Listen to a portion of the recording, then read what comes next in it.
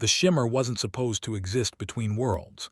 MasterChief had seen slipspace ruptures, forerunner portals, even the controlled chaos of Sha Fujikawa drives tearing reality apart. But this was different.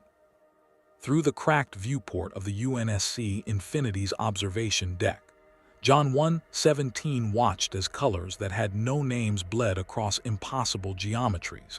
And for 3 seconds that felt like 3 hours, the largest warship humanity had ever built fell through a hole in existence itself. When reality snapped back into focus, it was wrong. No stars he recognized, no UNSC beacons, no Covenant plasma signatures or Forerunner constructs, just a planet hanging in the void like a jewel, its surface marked by a single massive city that glowed with lights that pulsed in patterns his armor's sensors couldn't classify. Not electrical, not plasma, something else entirely. "Captain Lasky, status report." Chief's voice cut through the bridge's chaos with the calm of a man who'd survived the impossible more times than he could count. "Slipspace drive is completely offline," Captain Thomas Lasky responded, his face illuminated by damage reports scrolling across holographic displays. "We're reading catastrophic failures across tertiary systems. Primary MAC cannons are operational, but we're blind on long-range sensors. And Chief," Lasky's expression tightened, "we're not in our universe anymore. Spectral analysis of that planet shows atmospheric composition consistent with Earth, but the star chart is completely foreign. We're somewhere else." Cortana, Chief turned to the AI pedestal, but it remained dark. She'd been fragmenting before the jump, her rampancy eating away at her logic centers. Whether she'd survived the transition was unknown. He was alone in the way that mattered most. A junior officer's voice broke through. "Captain, we're being hailed. Audio only, some kind of short-range radio transmission. They're speaking English, but the accent is strange." "Put it through." The voice that filled the bridge was clipped, authoritative, touched with an accent that reminded Chief of pre-war European recordings. "Unidentified vessel, this is Piltover Air Defense Coordinator. You violate restricted airspace above the City of Progress. Identify yourself immediately or be classified as hostile. We have Hextech cannons locked on your position." Lasky and Chief exchanged glances. Hextech, not a term in any UNSC database. "This is Captain Thomas Lasky of the United Nations Space Command warship Infinity. We mean no harm. Our vessel has suffered critical damage and we require assistance." A calculated pause. "We are not from your world." Silence stretched for 15 seconds. Then, "Remain in stationary orbit. A delegation is being assembled. Any aggressive action will be met with immediate retaliation. Piltover does not take kindly to threats, even from those who claim to fall from the sky." The transmission cut. Chief moved to the viewport, his 7-foot armored frame casting long shadows across the deck. Below, the city resolved into clearer detail as the Infinity's orbit stabilized. It was unlike anything in UNSC records, a metropolis of impossible architecture, where Art Deco spires pierced clouds and bridges of bronze and glass connected districts that sprawled across a coastal region. But beneath the gleaming upper city, his visor's optical enhancement revealed something else, a lower level, shadowed and smoke-choked, where the glow was sickly green instead of golden. Two cities occupy the same space, wealth above, suffering below. He'd seen it before, on Reach before the fall, on Earth during the Covenant invasion.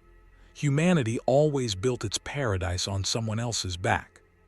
"Sir, I'm picking up energy signatures from the surface," a sensor technician reported. "They're not nuclear, not plasma. The composition is impossible. It's reading as both technological and something else. Organic, magical." "Magic doesn't exist," Lasky said reflexively. "Forerunner technology seemed like magic once," Chief replied. "We adapt." Over the next 2 hours, the Infinity's crew worked to stabilize critical systems while Chief prepared for first contact. His MJOLNIR Gen 3 armor ran diagnostics, all green. Motion tracker is functional. Energy shields are at full capacity. Ma-40 assault rifle loaded, though he hoped not to use it. The weight of his presence was weapon enough. When the delegation arrived, they came in a vessel that defied physics as Chief understood it. It wasn't a dropship or shuttle. It was a platform of brass and dark wood, suspended in the air by crystalline structures that hummed with blue energy. No visible propulsion, no thrust signatures, just an impossible flight made manifest through technology that looked like art. The airlock cycled. Chief stood at attention, flanked by 2 Marines in standard armor, their weapons lowered but ready. When the visitors stepped through, he cataloged every detail with Spartan precision. The leader was a woman in her 50s, sharp-featured, wearing robes that mixed academic formality with subtle armor plating. Her eyes held the calculation of someone used to power. Behind her, a younger man, broad-shouldered, with a mechanical hammer slung across his back that crackled with the same blue energy as their vessel. His gaze moved across the Infinity's interior with the hunger of someone seeing a new world to explore. And finally, someone Chief recognized as a soldier. Not by uniform, but by the way she stood, the way her eyes assessed threats and exits simultaneously. Darker skin, short-cropped hair, wearing armor that mixed leather with metal plates. A rifle, actual projectile weapon, held with the comfort of long familiarity. "I am Counselor Cassandra," the older woman began, her voice the same from the transmission. "This is Jace Talais, Piltover's foremost Hextech innovator, and Commander Kuraman of the Enforcers." She studied Chief with undisguised fascination and wariness. "We have many questions, beginning with what you are." Master Chief Petty Officer John 117, United Nations Space Command. Chief's voice carried the weight of 100 battlefields.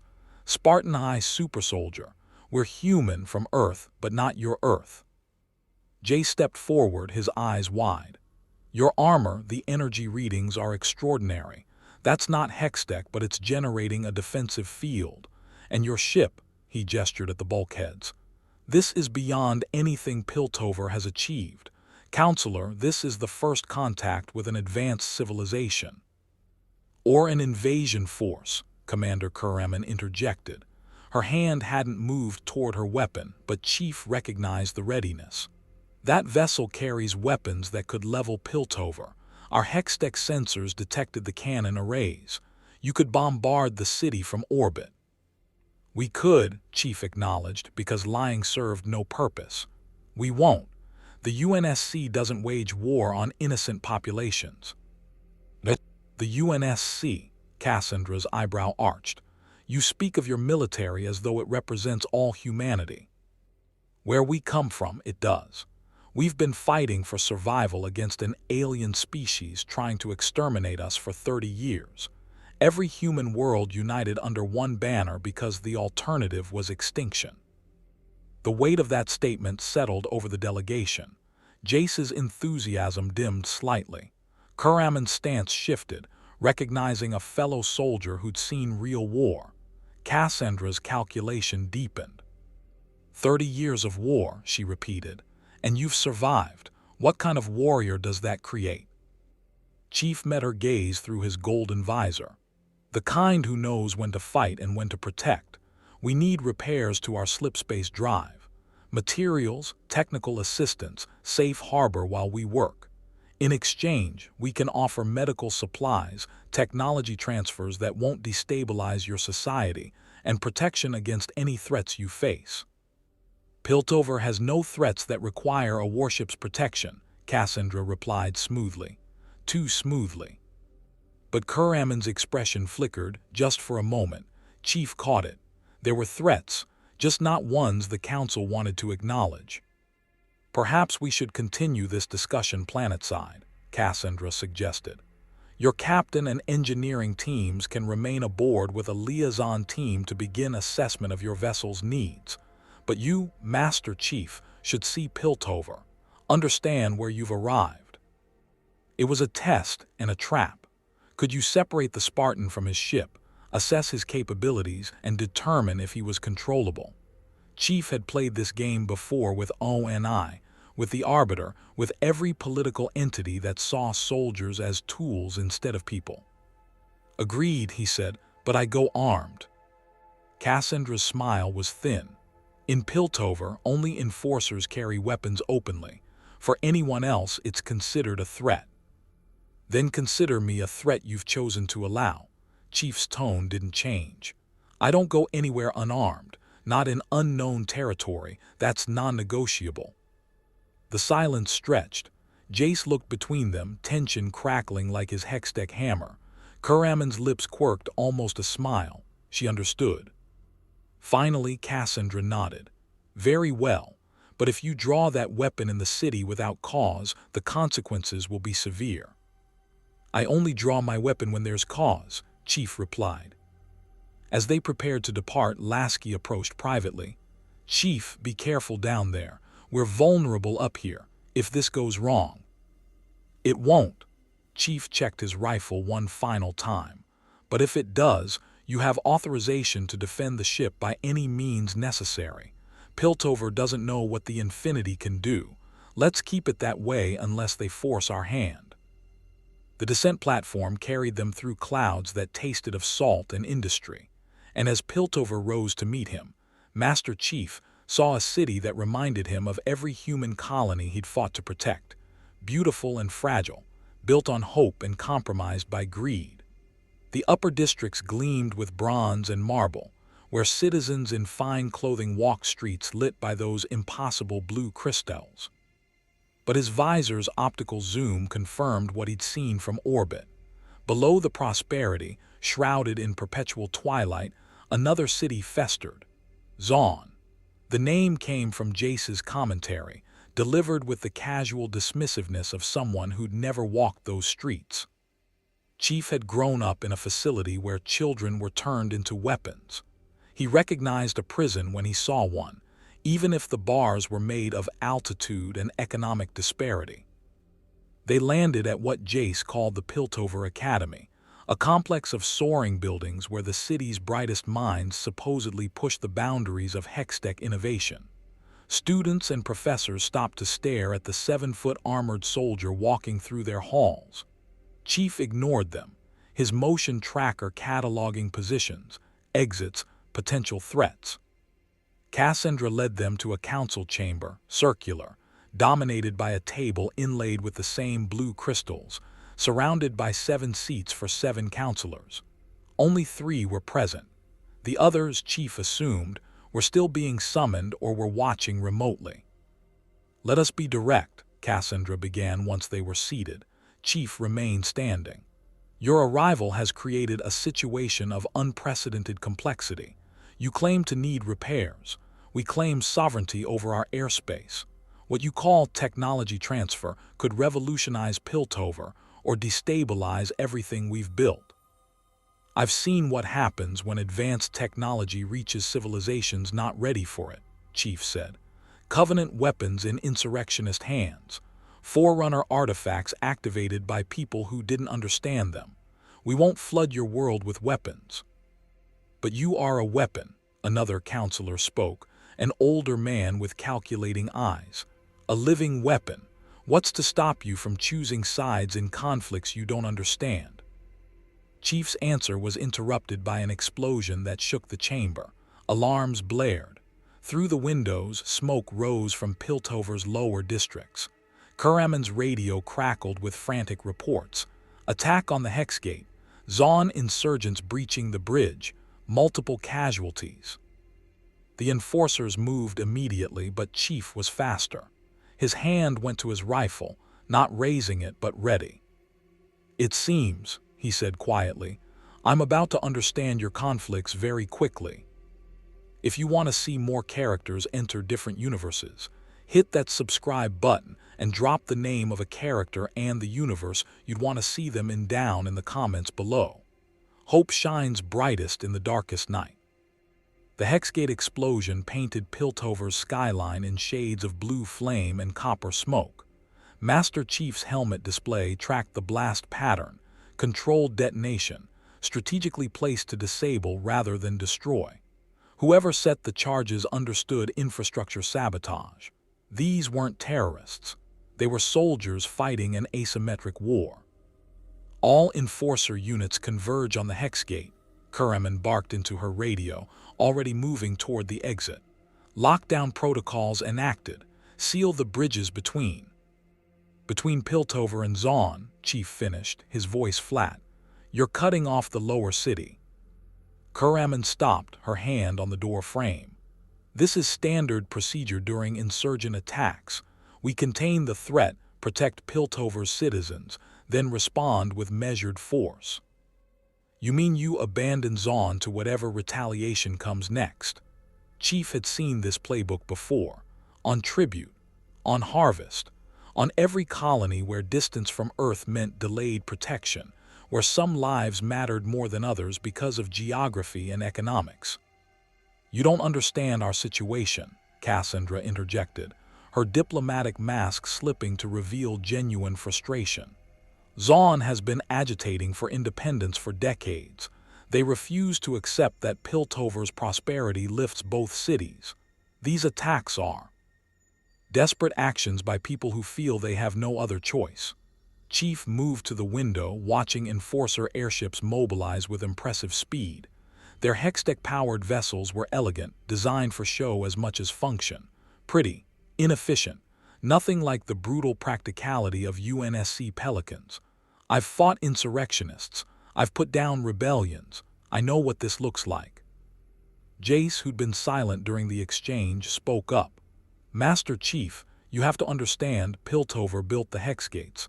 Our trade, our innovation, our entire economy depends on stable Hextech infrastructure. If Zaun disrupts that, both cities suffer. Who suffers more? Chief asked. The question hung in the air like the smoke outside. Kuraman's radio crackled again. Commander, we have visual on the perpetrators. Roughly 15 insurgents moving back across the promenade bridge toward Zaun levels. They're armed with chemtech weapons. Should we engage? Chief saw the calculation in Kuraman's eyes. Saw her weighing collateral damage against political pressure. Saw her about to give an order that would end with bodies on a bridge and another cycle of violence justified as necessary force. I'm going down there, Chief said. Absolutely not. Cassandra stepped between him and the door. You are not an enforcer. You have no authority in this city. You don't understand our laws, our politics. I understand soldiers and I understand insurgents. Sometimes the difference is just which side writes the history. Chief's hand rested on his MA-40. I can end this without casualties, without escalation, but I need to move now. You'll make it worse. Cassandra's composure finally cracked. A 7-foot armored giant appearing in the middle of a Piltover Zaun conflict.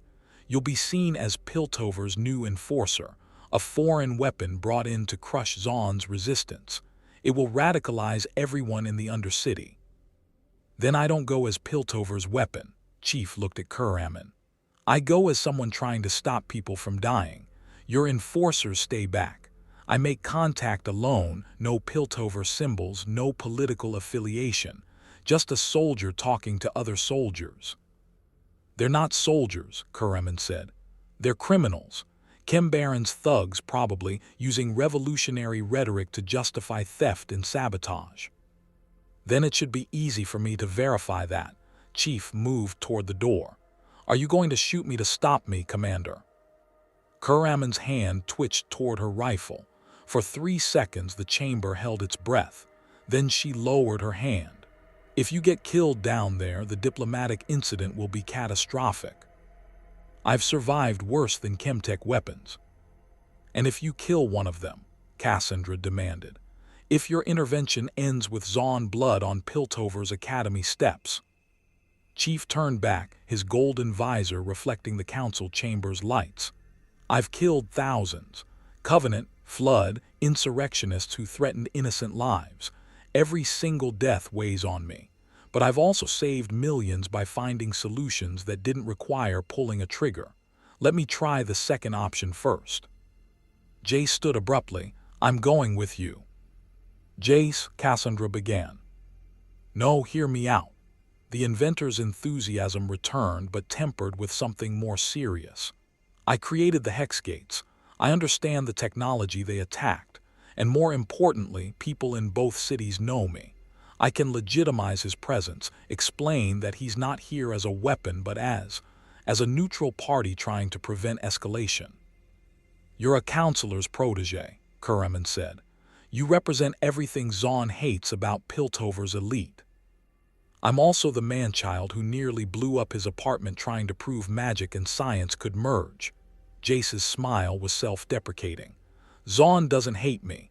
They think I'm naive. That might be useful right now." Chief evaluated the proposal. In Covenant negotiations, the Arbiter's presence had legitimized his own. In insurrectionist contacts, having a UNSC officer who'd grown up in the outer colonies made the difference between dialogue and gunfire. Jace was a risk, but also a potential bridge. "Can you keep up?" Chief asked. Jace patted his Hextech hammer. "This thing lets me accelerate to speeds that would pulp an unaugmented human. I'll manage." "Then we go now." The descent into Zaun's upper levels was Chief's first true glimpse of the city beneath the city. The elegant Hextech platform carried them down through layers of architecture that degraded from bronze and marble to rust and concrete. The air grew thicker, tainted with chemical residue that his armor's filters automatically compensated for. Jace coughed into his sleeve. Piltover's golden light faded, replaced by the sickly green glow Chief had observed from orbit. "Chemtech," Jace explained between coughs, Zaun's answer to Hextech, cruder and more dangerous, but born from necessity when Piltover's council restricted access to the refined crystals that powered their own innovations. "How long has Zaun been down here?" Chief asked. "Generations.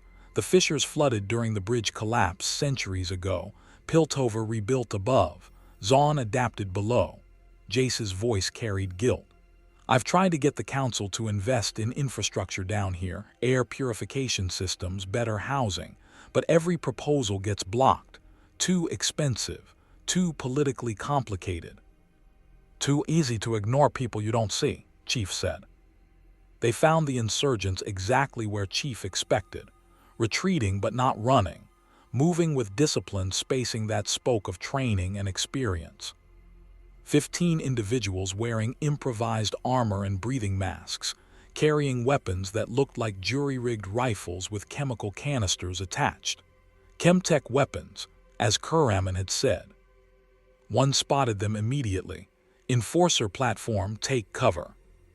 The group scattered with practiced efficiency, finding positions behind industrial equipment and support pillars. Chief raised his hand, palm out, universal signal for peace. The platform descended slowly into what had once been a market square, now a maze of pipes and abandoned machinery. "I'm not an enforcer," Chief announced, his voice carrying across the space. "My name is MasterChief. I'm not from your world. I arrived 12 hours ago. I have no stake in your conflict with Piltover." "Then why are you here?" The voice came from behind a massive gear assembly. Female, young, edged with suspicion, and something else, pain. "Why would someone from another world care about Zaun's problems?" "Because I've seen this pattern before. Oppressed population, distant authority, asymmetric warfare. It always ends the same way if nobody tries to break the cycle." Chief stepped off the platform, boots hitting Zaun's streets with a metallic clang that echoed. "I want to hear your side before the enforcers arrive and this turns into a bloodbath." "Our side," a different voice, male, bitter with years of anger. "Our side is we're dying. Chem fumes in our lungs, toxins in our water. Piltovers refuse literally raining down on us while they live in paradise above. And when we ask for help for basic dignity, they send enforcers with batons and rifles." "So you attack their infrastructure," Jace interjected, stepping forward beside Chief. "The Hexgate is how Piltover trades with the world, how we bring in resources that benefit both cities." Benefit Piltover, you mean?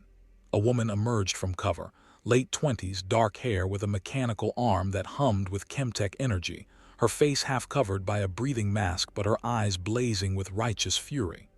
We see those resources, counselor's pet. We see them pass overhead while our children cough blood from the air we breathe. You want to know why we hit the hex gate?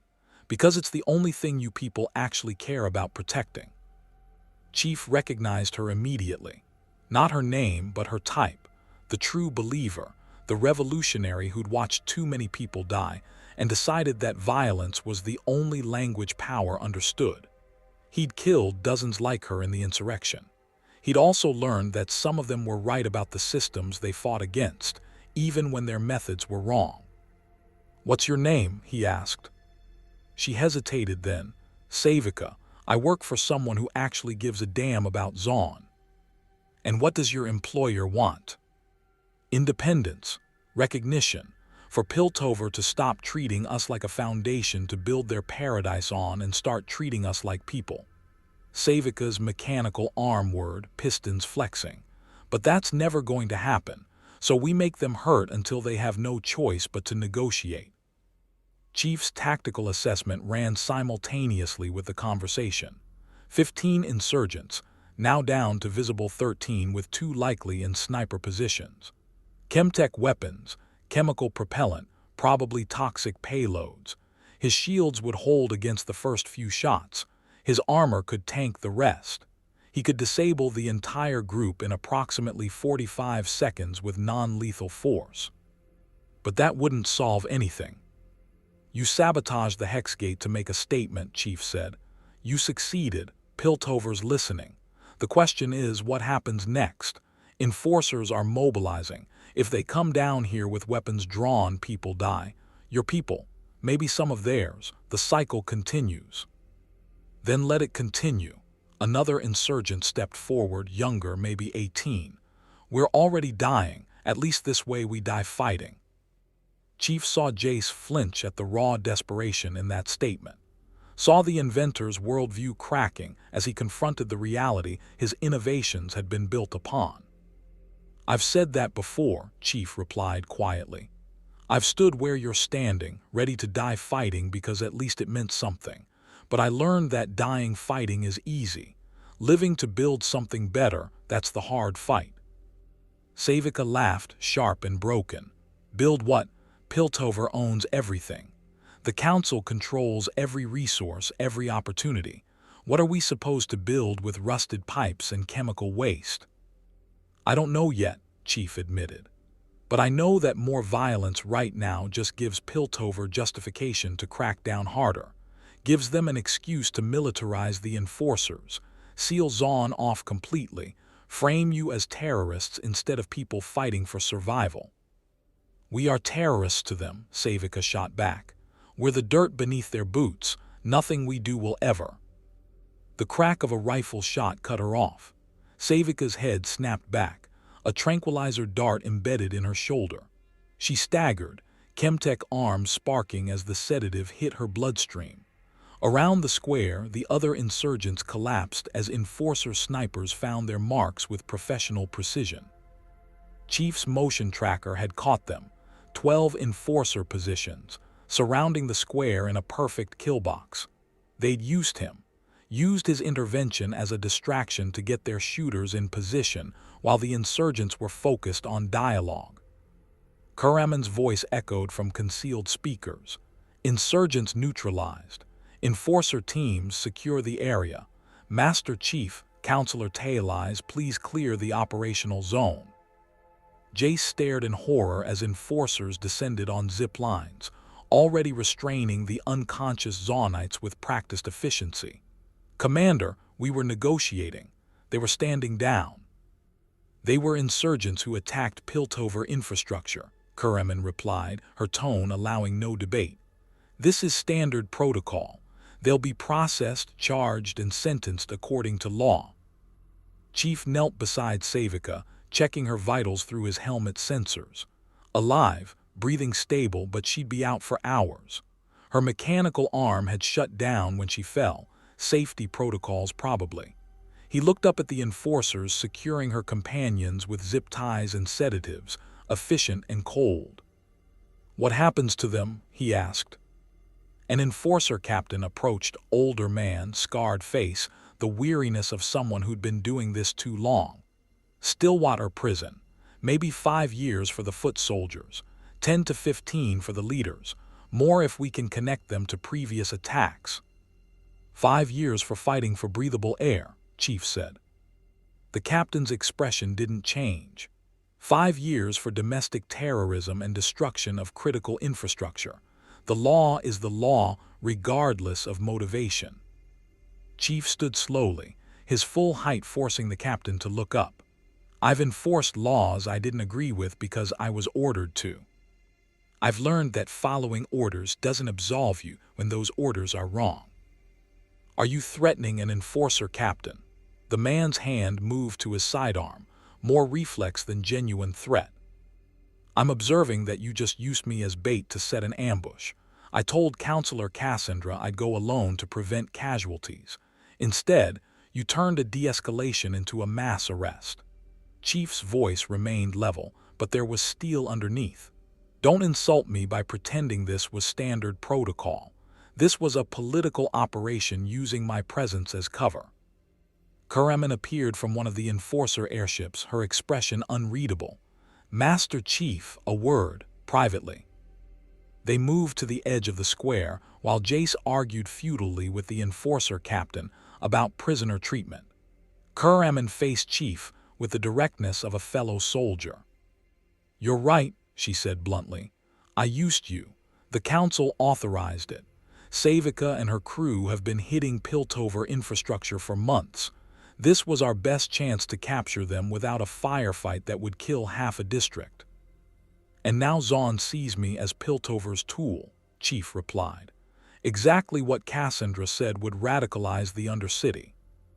"You were never going to stay neutral." Karaman's tone softened slightly. "The moment you descended into Zaun trying to mediate, you became part of our politics. At least this way, nobody died. The insurgents are alive, will face legal process, and the Hexgate damage can be repaired. While Zaun's grievances get ignored again." "Not ignored, managed. There's a difference." Karaman studied him. "You really think you can solve in a day what we've been struggling with for generations?" Chief looked across the square at the arrested insurgents, at the enforcer ziplines still hanging from Piltover's underside like puppet strings, at the green chemical glow that represented a city slowly poisoning itself while the paradise above prospered. "No," he admitted, "but I can stop making it worse, and I can start asking the questions nobody wants to answer." Such as why Piltover has resources to build floating platforms and Hextech wonders, but not to purify Zaun's air. Why 15 desperate people with chemtech weapons are treated as existential threats, while the systemic violence of poverty and environmental poisoning gets classified as acceptable. Chief turned back to Karaman. "I've fought a 30-year war for humanity's survival.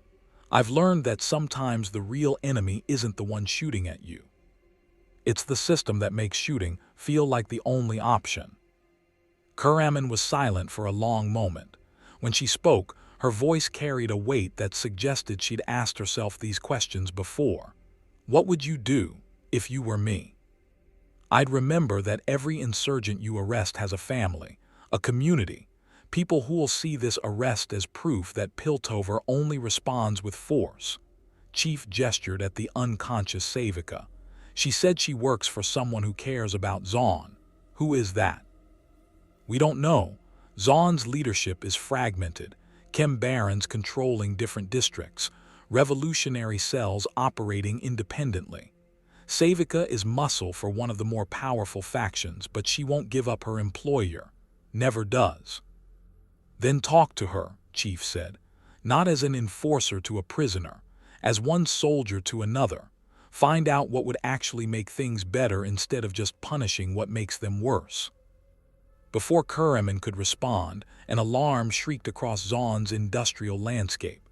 Chief's motion tracker lit up with contacts, dozens of them, moving fast from deeper in the undercity. The enforcer captain's radio exploded with panicked reports. Multiple hostiles approaching. Armed civilians. Hundreds of them. Chief's visor zoomed in. The approaching crowd wasn't organized like Savika's team. These were Zaun's people, workers in chemical-stained clothing, families with makeshift weapons, even children throwing rocks. Not an insurgent strike force. A riot. "They watched you arrest their fighters," Chief said quietly. "Now they're coming to take them back." Kureman's face went pale. "Enforcer units, defensive positions. Do not fire unless fired upon. We need non-lethal." "You need to leave," Chief interrupted. "Right now. Take your prisoners, retreat to Piltover, and let me handle this." "Handle this? Master Chief, that's a mob of 200 people and growing. Even you can't." "I can't fight them, but I can talk to them." Chief checked his rifle, then deliberately slung it across his back. "They're not coming for me. They're coming because Piltover just proved again that force is your only response to their desperation. If your enforcers stay, this turns into a massacre. If I stay alone, it's just a conversation." Jace had rejoined them, his face streaked with soot and guilt. "He's right, Commander. If enforcers open fire on Zaun civilians, even with non-lethal rounds, you'll start a war that makes this insurgency look like a minor disagreement." The riot's roar grew louder. Chief could see their faces now, rage and fear and desperation mixed into something explosive. Kureman made the call. "All units fall back to Piltover levels. Bring the prisoners, move." The enforcers retreated with disciplined speed, hauling the unconscious insurgents onto their airships.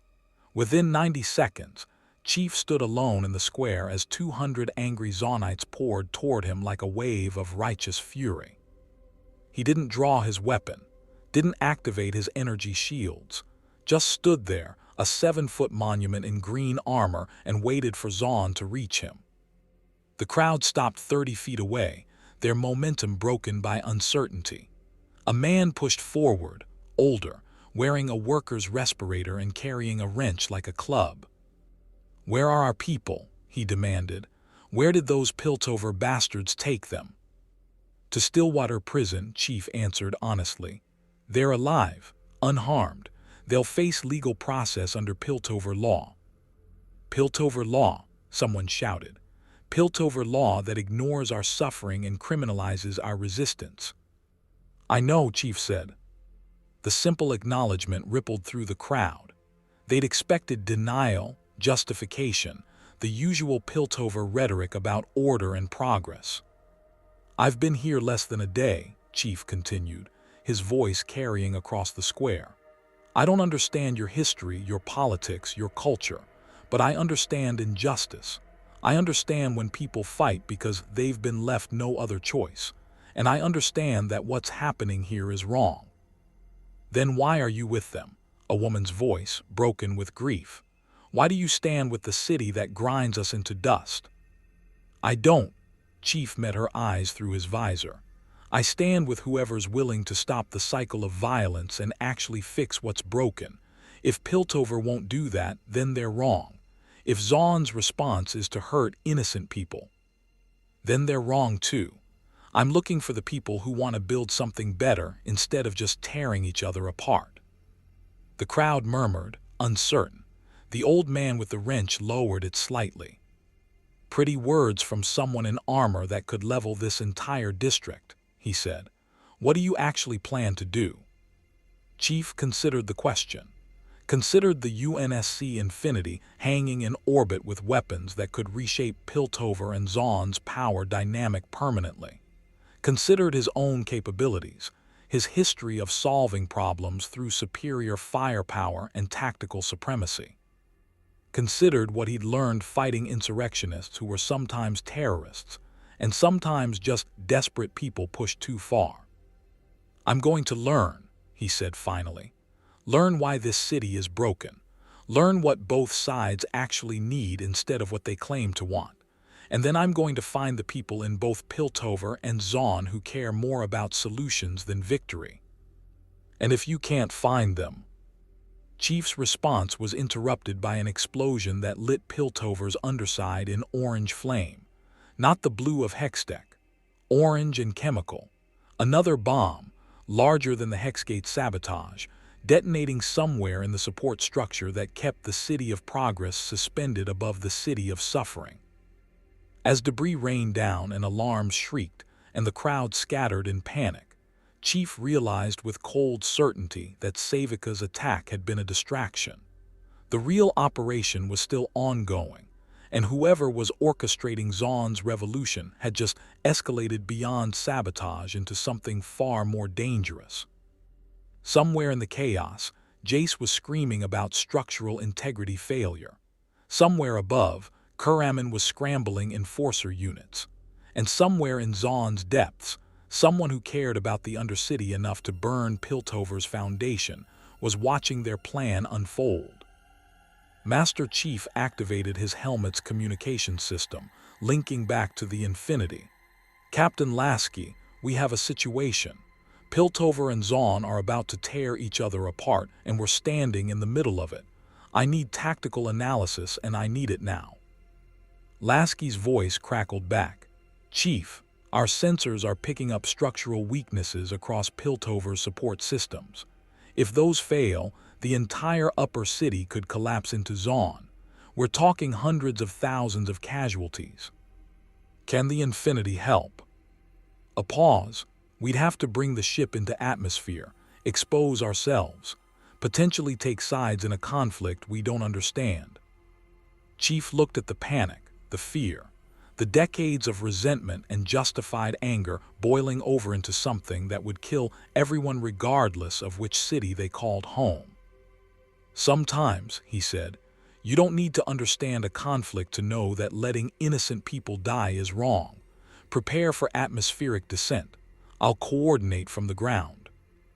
"Chief, if we do this, there's no going back. We become part of this world's problems." MasterChief watched Piltover burn and Zaun scramble for cover from falling debris, and remembered every colony he'd failed to save, every civilian evacuation he'd arrived too late to complete, every time he'd followed orders that prioritized strategic value over human lives. "We were always going to become part of it," he replied. "Now we get to choose what part we play."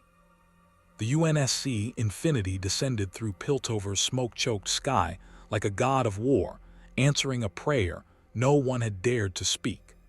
5.6 kilometers of human engineering, bristling with MAC cannons and Archer missile pods, its hull scarred from battles against enemies that would have considered Piltover and Zaun's conflict a minor territorial dispute. The warship's atmospheric engines roared to life, technology designed for emergency deployment on colony worlds, now repurposed to prevent a city from collapsing into its own foundation. Chief watched from Zaun's industrial sector as the Infinity's tractor beams, repurposed gravity manipulation tech salvaged from Forerunner sites, locked onto Piltover's failing support structures. The beams weren't designed for construction work, but Lasky's engineering teams were adapting in real time, using the same technology that pulled Covenant corvettes out of formation to now stabilize bronze pillars and Hextech-reinforced foundations. "This is insane," Jace breathed beside him, his Hextech hammer hanging forgotten in his grip as he stared upward. "That ship is holding up an entire city district with what? Artificial gravity fields." "Gravity manipulation," Chief corrected, scanning the structural integrity readings his HUD pulled from the Infinity's sensors. "We have maybe 20 minutes before the strain damages our systems. Whatever's causing the structural failures needs to be stopped now." The old Zaunite with the wrench, his name was Vander, Chief had learned, a former enforcer turned community leader, pointed toward the lanes, Zaun's deepest district. The explosions came from the old fissure mines, abandoned for decades after they flooded. If someone's setting charges there, they're targeting the original foundation supports from before Piltover was even built. "Who would know where to place charges that precisely?" Chief asked. Vander's expression darkened. "Someone who helped dig those mines. Someone who knows every weakness in this city's bones because they bled building it. Chief's tactical assessment shifted. Not random terrorism. Surgical strikes by someone with engineering expertise and historical knowledge. Someone who'd watched Piltover rise while Zaun sank and decided that if they couldn't have equality, they'd have mutual destruction. "I need a guide," Chief said. "Someone who knows the Fisher mines." "I'll take you." A young woman stepped forward from the crowd, maybe 16, with pink hair and mechanical goggles that marked her as a tinkerer. "Vi knows those tunnels. She and her sister used to explore down there before." The girl trailed off, pain crossing her features. Chief didn't press. Personal trauma was a luxury they couldn't afford right now. "What's your name?" he asked. "Echo." The young woman lifted her chin defiantly. "I run with the firelights. We're not insurgents like Savika's crew. We're just trying to keep Zaun alive while Piltover chokes us." "Can you get me to the Fisher mines without running into enforcer patrols?" "Enforcer patrols don't come down to the fissures. Too dangerous. Chem fumes thick enough to kill an unmasked person in minutes. Unstable structures, creatures mutated by the runoff." Echo grinned with the fearlessness of youth.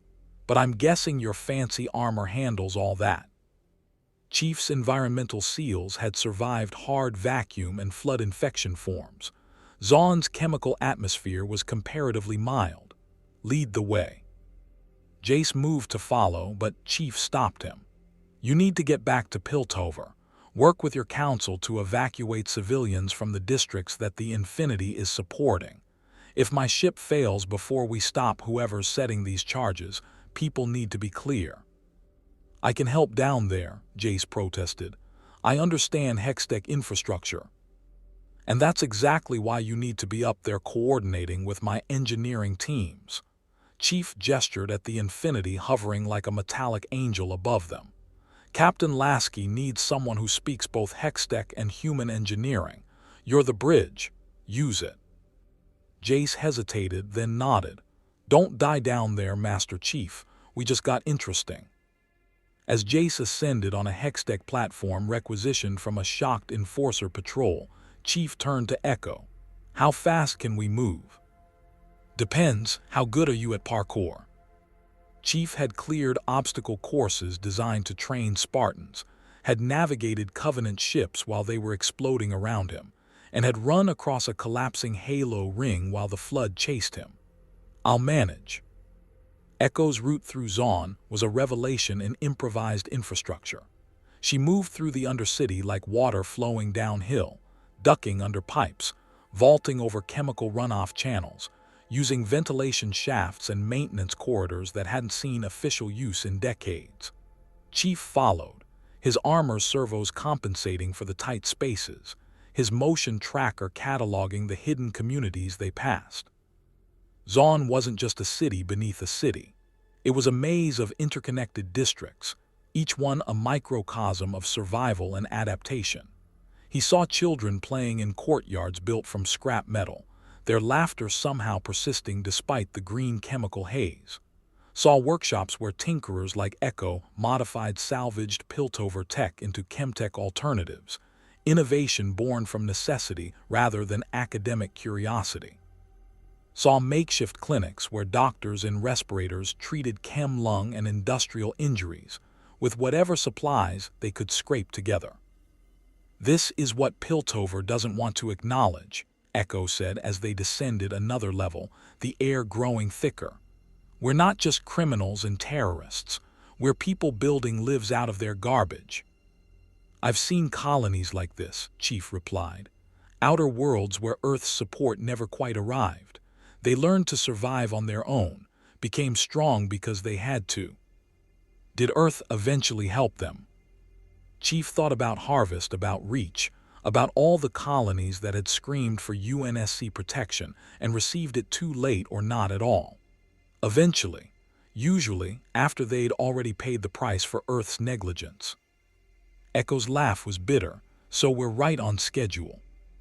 They reached the Fisher mines through a collapsed junction that Echo navigated with practiced ease.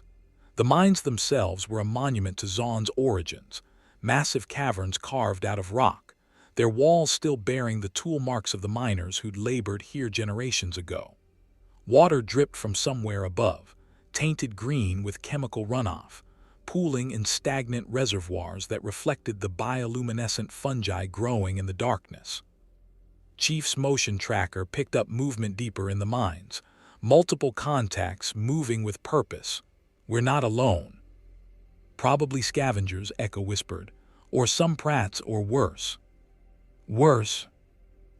"Things that used to be people before the chem waste changed them. We don't talk about it because Piltover pretends they don't exist, but down here in the deepest parts, sometimes people don't die. They just change." Chief had fought the flood. He understood what chemical and biological contamination could do to human tissue. "Stay behind me." They moved deeper, Chief's helmet lamps cutting through the darkness. The mines branched in multiple directions, but Echo guided them with certainty toward the structural supports she'd mentioned. Massive pillars of stone and early Hextech reinforced material that predated Piltover's modern innovations. That's where they found her. The woman stood before a support pillar that had to be 20 feet in diameter, her hands moving across its surface, with the confidence of an architect examining her own work. She was older than Chief expected, late 50s, gray hair pulled back, wearing a respirator more sophisticated than anything he'd seen in Zaun. Her clothing WAS Chinese letter, S practical gear, stained with decades of chemical exposure and hard labor. Around the pillar, Chief counted 12 shaped charges, military-grade explosives, precisely placed to create a catastrophic failure that would bring down not just this support, but trigger a cascade collapse across 6 city blocks above. "That's enough," Chief said, his voice echoing through the cavern. "Step away from the explosives." The woman turned slowly, unsurprised by their presence. When she spoke, her voice carried the weight of someone who'd made peace with impossible choices. "You're the soldier from the sky, the one who arrived yesterday and thinks he can solve in days what we've suffered for generations." She tilted her head, studying his armor. "I'm impressed you found me so quickly. Most enforcers would still be searching the upper districts." "I'm not an enforcer." "No, you're something worse. A weapon with a conscience, trying to decide which side deserves your strength." The woman's hand rested on a detonator Chief's visor, identified as jury-rigged but functional. "My name is Renata Glask. I built half of Zaun's chemical refineries. I was one of the engineers who helped design Piltover's expansion supports 30 years ago. I know exactly where to push to make the entire structure fall." Chief's tactical computer ran probability scenarios. Distance to target, 15 meters. Explosives, armed and networked. Detonator, dead man's switch configuration. If he shot her, if she released pressure, the charges detonated. If he rushed her, same result. If he tried to negotiate, she had all the leverage. "Why?" he asked. "Why kill thousands of people in both cities?" "Because it's the only thing Piltover understands." Renata's eyes burned with decades of suppressed rage. "I spent 30 years trying to improve Zaun through legitimate channels, petitioned the council for air purification systems, proposed infrastructure investments that would benefit both cities, presented economic models proving that a healthy Zaun meant a prosperous Piltover. And they ignored you," Chief guessed. "Worse, they thanked me for my input and then did nothing. Every year more children die from chem lung. Every year the fissures are flooded with more toxic waste. Every year Piltover grew wealthier while we drowned in their progress." Renata's hand tightened on the detonator. "Savica and her insurgents think small. Hit a hex gate, make a statement, get arrested, repeat. But I understand structural engineering. I know that Piltover's paradise sits on foundations they've neglected for decades, because Zaun's collapse was someone else's problem." Echo had gone pale beside Chief. "You're going to kill everyone. Zaun and Piltover. That's not justice, that's genocide." "That's equality," Renata countered. If we can't rise, they can fall. At least then we'll all be in the same rubble. Chief had heard this logic before, from insurrectionist leaders who'd watched too many colonies burn, from flood-infected humans who'd lost everything and decided to take the galaxy with them, from soldiers so broken by war they couldn't imagine peace anymore. "I've killed for less compelling reasons than yours," Chief said quietly. "I've followed orders that condemned innocent people because strategic calculations said their sacrifice served the greater good. I've made choices that haunt me because I couldn't see another option." Renata studied him with new interest. "So you understand." "I understand that you're wrong." Chief took a step forward. Renata's thumb twitched on the detonator, but he didn't stop. "You're wrong because I've lived the future you're creating. I've seen what happens when desperation turns into scorched earth. You don't get equality. You get ashes and ghosts and survivors who spend the rest of their lives wondering if there was another way." "There isn't another way," Renata's composure cracked. "I've tried everything else. Petitions, protests, peaceful negotiation, working within the system. It's all performance. Piltover doesn't change because they don't have to. They're insulated from consequences by altitude and economics. So you'll make them face consequences by ensuring there's nothing left to save." Chief was close enough now to see the tears cutting tracks through the chemical dust on her face. "That's not revolution. That's suicide with extra steps." "Maybe Zaun needs to die," Renata whispered. "Maybe we need to burn it all down and start over." "No." The new voice came from behind them, small but fierce. Echo stepped forward, her young face set with determination that reminded Chief of every Marine who'd ever stood up against impossible odds. "Zaun doesn't need to die. Zaun needs to stop letting people like you decide that we're not worth saving intact." "Child, you don't understand the scope of." "I understand that you're going to kill my friends." Echo's voice echoed through the cavern. "I understand that you think destroying everything is the same as fixing anything. My parents died in the Fisher floods. I grew up in the lanes, breathing chem fumes and eating scraps, and I still think Zaun is worth fighting for without blowing it up." Renata's hand trembled on the detonator. "What would you have me do? Beg Piltover for mercy again? Submit another petition that gets filed and forgotten?" "No," Chief said. "You're going to teach me everything you know about what Zaun actually needs. Every infrastructure failure, every environmental hazard, every systemic problem Piltover ignores. And then you're going to help me force Piltover to listen." "Force them how? With your warship?" Renata laughed bitterly. "You think they'll negotiate because you have bigger guns? That just makes you another tyrant." "Not with guns, with consequences they can't ignore." Chief activated his comm. "Captain Lasky, status on structural support operations." Lasky's voice crackled through. "We've stabilized the immediate collapse threat, but Chief, our systems are degrading faster than projected. We need to disengage within 10 minutes or risk permanent damage to the Infinity's gravity manipulation arrays." "Understood. Prepare to release support beams on my mark." Silence on the channel. Then, "Chief, if we do that, the upper districts will start collapsing again. We'll have maybe 5 minutes before casualties start mounting." "I know, stand by." Chief turned back to Renata. "Right now, my ship is the only thing preventing Piltover from experiencing exactly what you want: catastrophic collapse, mass casualties, forced equality through mutual destruction. If I order the Infinity to disengage, Piltover gets a preview of your plan without the permanence. They'll have minutes to evacuate, they'll feel the terror, and then they'll have a choice." "What choice?" Renata demanded.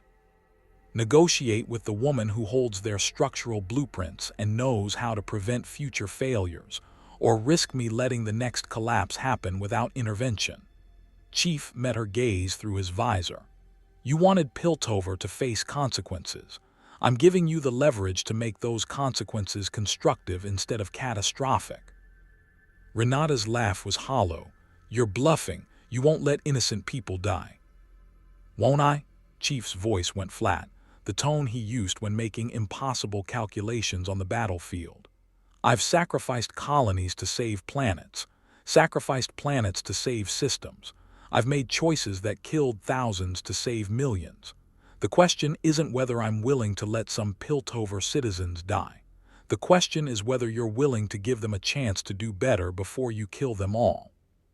The silence stretched. Echo barely breathed. Above them, the Infinity's engines hummed, counting down the seconds until system failure forced a choice regardless. Finally, Renata spoke. What guarantee do I have that Piltover will negotiate? None, Chief admitted. Just like you have no guarantee that destroying everything will lead to anything better than rubble and corpses. But one option leaves room for survival. The other guarantees annihilation. Renata looked at the detonator in her hand, at the charges that represented decades of anger and justified rage, at Echo, young and fierce and still believing Zaun was worth fighting for intact, at the Spartan who'd fallen from the sky and somehow understood both her pain and why acting on it would make everything worse. Slowly, carefully, she removed her thumb from the detonator's trigger. If this doesn't work, she said, if Piltover refuses to listen again, then we'll find another way, Chief said, but not this one. He took the detonator with the care of someone who disarmed 1,000 explosives, his armor systems interfacing with the device to confirm safe deactivation. The charges remained in place, a reminder of how close everything had come to ending. Chief activated his comm again. Captain Lasky, begin controlled disengagement from structural support. 30-second intervals between beam releases. Give Piltover time to feel what's happening. Confirmed, Chief, you're playing a dangerous game. War is a dangerous game, Captain. I'm trying to find the path to something else. The first beam was released. Above them, in Piltover's gleaming districts, alarms shrieked as buildings shifted. The second beam. Screams echoed down through ventilation shafts as citizens felt their paradise become precarious. The third beam. Kuraman's voice flooded emergency channels, ordering evacuations, her professional composure cracking into something approaching panic. Chief waited. Let Piltover feel 30 seconds of the terror Zaun lived with constantly. Then he opened a channel to the council frequency Jace had provided. Counselor Cassandra, this is MasterChief. I'm in the Fisher mines with Renata Glask, the engineer responsible for your structural sabotage. She's agreed to help prevent future collapses and design permanent solutions to Zaun's infrastructure crisis. In exchange, she wants a council seat and full authority over a joint Piltover-Zaun reconstruction initiative. Static, shocked silence. Then Cassandra's voice, barely controlled. You're making demands while our city is collapsing. I'm offering solutions. Ms. Glask knows every weakness in your foundations because she helped build them. She can prevent what just almost happened from happening again. Or, Chief, let the pause hang. I can let the Infinity disengage completely and you can experience the full scope of what she planned. That's extortion. That's negotiation backed by consequences you can't ignore, the same way Zaun has been trying to negotiate for decades. Chief's voice hardened. You have 2 minutes to decide. Accept Glask's terms and commit to genuine infrastructure investment in Zaun, or the Infinity pulls out and you handle the collapse yourself. Choose. The silence was broken by another voice, Jace, his transmission cutting across the council frequency. Cassandra, he's right. I've been reviewing the structural data that the Infinity collected. Our foundations are failing across 12 districts. We've been ignoring it because the failures were concentrated in areas that border Zaun. Renata Glask's sabotage exposed what we've been deliberately overlooking. We can't let ourselves be blackmailed by a terrorist.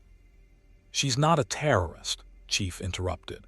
She's an engineer who tried every legitimate channel and was ignored until violence seemed like the only language you'd hear. I've seen this pattern on 100 worlds. You can break it here now, or you can let it consume both cities. but you don't get to pretend you're the victim when you created the conditions that made this inevitable. 90 seconds. Renata stood beside him, her fate hanging on whatever political calculation Piltover's council was making. Echo clutched a piece of scrap metal like a talisman, praying to whatever gods Zaun believed in. 60 seconds. If we agree, Cassandra's voice was tight with suppressed fury, if we give Glask her council seat and her authority, what guarantee do we have that she won't sabotage us again? The same guarantee I'm giving Zaun, Chief replied. My word that I'll hold both sides accountable. The Infinity stays in orbit. We monitor reconstruction efforts, and if either side betrays this agreement, if Piltover returns to neglecting Zaun, or if Zaun launches more attacks, I intervene. Permanently. 30 seconds. That makes you dictator over both our cities. That makes me a referee in a fight you've been losing for generations. I don't want power over Piltover and Zaun. I want you to stop killing each other so my people can repair our ship and leave. But I won't leave you to collapse into mutual destruction just because it's convenient for me. 10 seconds. Cassandra, Jace's voice again. Urgent now. We have to. The structural integrity is failing in the Academy District. If the Infinity pulls out now. Fine, Cassandra's shout echoed through the channel. Fine. Glask gets her seat, her authority. We'll commit to the infrastructure initiative. Just tell your ship to stop letting us collapse. Chief nodded to Lasky and the Infinity's beams locked back into place. Piltover's shuddering stabilized. Alarms quieted. In the sudden silence, Chief heard Cassandra's quiet addendum. But Master Chief, you've just made yourself responsible for solving a conflict that predates you by centuries. I hope your confidence is justified. So do I, Chief admitted. Renata stared at him with something between awe and horror. You actually did it. You made them listen. I made them afraid enough to listen, Chief corrected. Now comes the hard part, making the changes stick. Can you design a reconstruction plan that actually addresses Zaun's needs without bankrupting Piltover? I've had 30 years to plan it, Renata said quietly. Every petition I filed, every proposal they rejected, I kept refining them. I can make this work, if they let me. They'll let you because now they know what happens if they don't. Chief turned to Echo. You mentioned you run with the firelights. What are they? Underground network. We help people Piltover forgets, refugees, orphans, workers displaced by Hextech automation. We're not fighters like Savika's crew. We're just trying to keep the vulnerable alive. Then you're going to be Zaun's liaison to Glask's reconstruction project. Make sure the people who need help most actually get it, not just whoever has political connections. Echo's eyes went wide. I'm 16, I'm nobody. You're someone who cares about Zaun enough to stand up to a woman holding a detonator, Chief said. That makes you more qualified than most politicians I've met.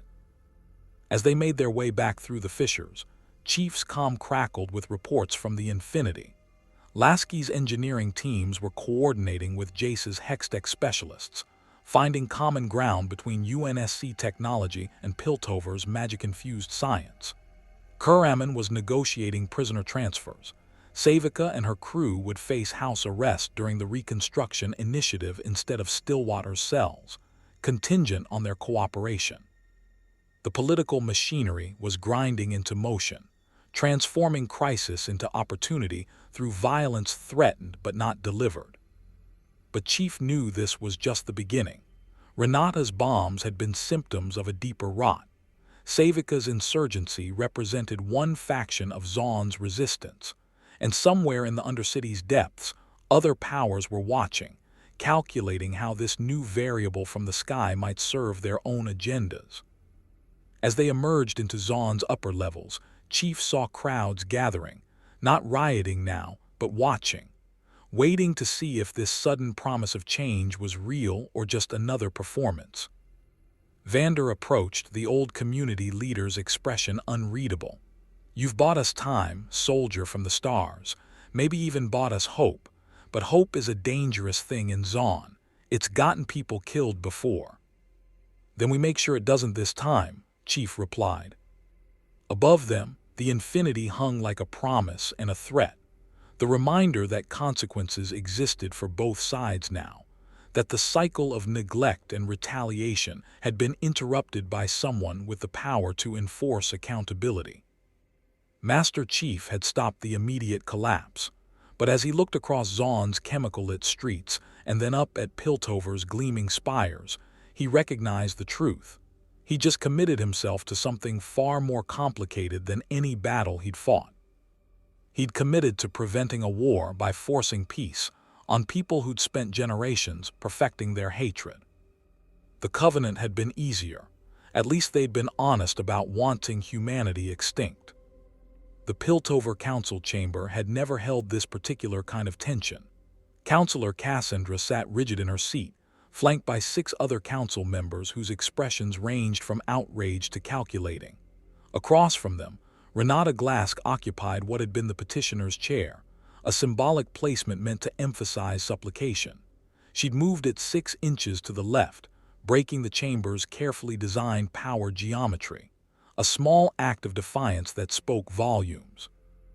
MasterChief stood between them, not sitting, his armored presence a physical reminder of the consequences that had brought everyone to this table.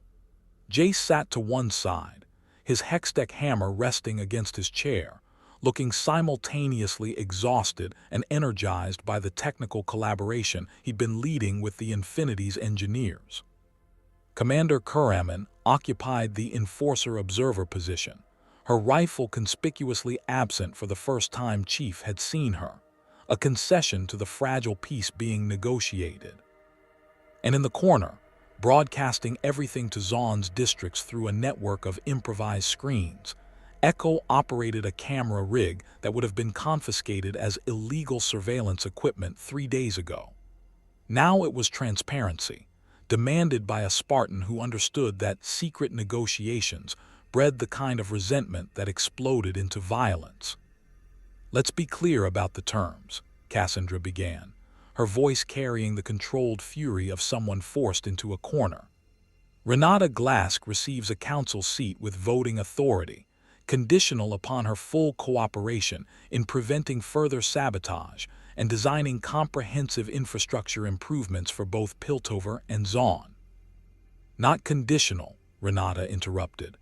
"The seat is permanent and unconditional. My cooperation in reconstruction is guaranteed by my own interests. I live in Zaun.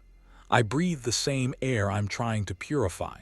But my council authority cannot be contingent on Piltover's satisfaction with my performance, or it's worthless." "You plan to murder thousands of people," Councillor Salo snapped, his augmented leg tapping an agitated rhythm against the floor.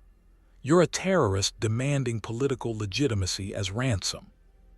"I'm an engineer who exposed structural failures you've ignored for 3 decades, Renata countered. "If my methods were extreme, it's because moderate approaches got filed in drawers and forgotten. How many petitions did I file, Counselor? 17. How many received substantive responses? 0. Because your proposals were economically unfeasible. Because you prioritized Hextech expansion over basic environmental safety." Renata's composure cracked, revealing the decades of suppressed rage underneath. "You built artistic bridges and decorative spires while Zaun's children developed respiratory diseases from chemical exposure. Don't lecture me about economic feasibility.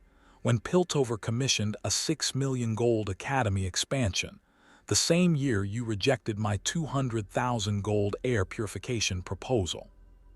Chief watched the council members' faces, saw the flicker of guilt on Jace's expression, saw Cassandra's calculation. She knew Renata was right but couldn't politically admit it. Saw Councillor Medurda, a woman whose wealth came from weapons manufacturing, mentally tallying the costs of resistance versus compliance. "MasterChief," Medurda spoke, her accent carrying traces of Noxian origins, "you've positioned yourself as arbiter of this negotiation. What assurance do we have that you'll remain neutral? Your ship's weapons could level Piltover if you chose to side with Zaun's grievances. I could, Chief acknowledged. Just like you could use your Hextech weapons to carpet bomb Zaun into obedience if you had sufficient political will and disregard for basic morality. Power exists. The question is how we choose to use it. That's not an answer. It's the only answer you're getting. Chief's tone remained level. I didn't come to your world to take sides in your civil conflict. I came here by accident and discovered a powder keg about to explode. Now I'm preventing the explosion long enough for you to dismantle the powder keg properly. Whether you do that or not determines whether I stay neutral. Cassandra leaned forward. And if we refuse, if the council votes to reject Glask's seat and arrest her for terrorism, then I let the Infinity disengage from structural support and see how your political principles hold up when gravity reasserts itself. Chief gestured at the windows overlooking Piltover's bronze spires. You have approximately 48 hours before my ship's systems require maintenance that can't be performed while holding up your foundations. After that, you're on your own regardless. The question is whether you use those 48 hours to build something sustainable or to rehearse the same arguments that got you here. The silence that followed was broken by Echo's voice from her camera position. Zaun is watching. 30,000 people are seeing this broadcast right now. They're watching to see if Piltover actually negotiates in good faith or if this is another performance. You have no authority to broadcast council proceedings, Salo began. She has my authority, Chief interrupted. Transparency prevents the kind of backroom dealing that lets grievances fester. Zaun gets to see exactly what Piltover commits to. Piltover gets to see that Zaun is represented at this table. No one gets to claim later that they were betrayed or lied to. Jay stood abruptly, his chair scraping against marble floors. This is absurd. We're arguing about procedural authority while the real issue, the fact that both cities are literally built on failing foundations, goes unaddressed. Renata, present your reconstruction proposal. Let the council see what you're actually asking for. Renata pulled a data crystal from her coat. Hextech storage technology, Chief noted, not the cruder chemtech alternatives he'd seen in Zaun.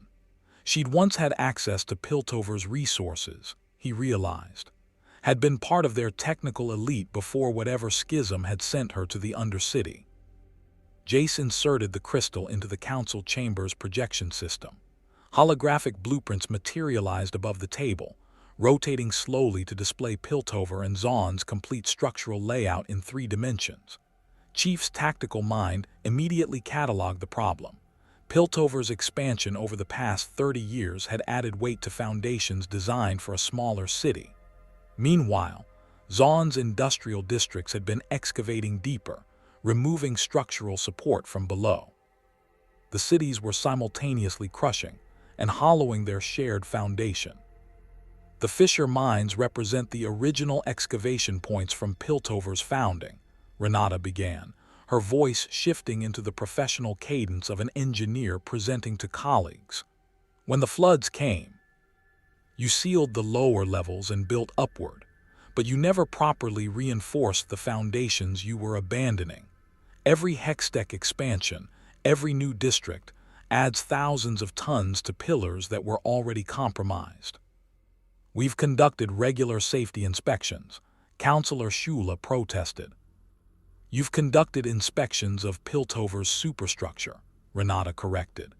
But your inspectors don't go into the fissures because they're classified as Zaun territory and therefore not Piltover's responsibility.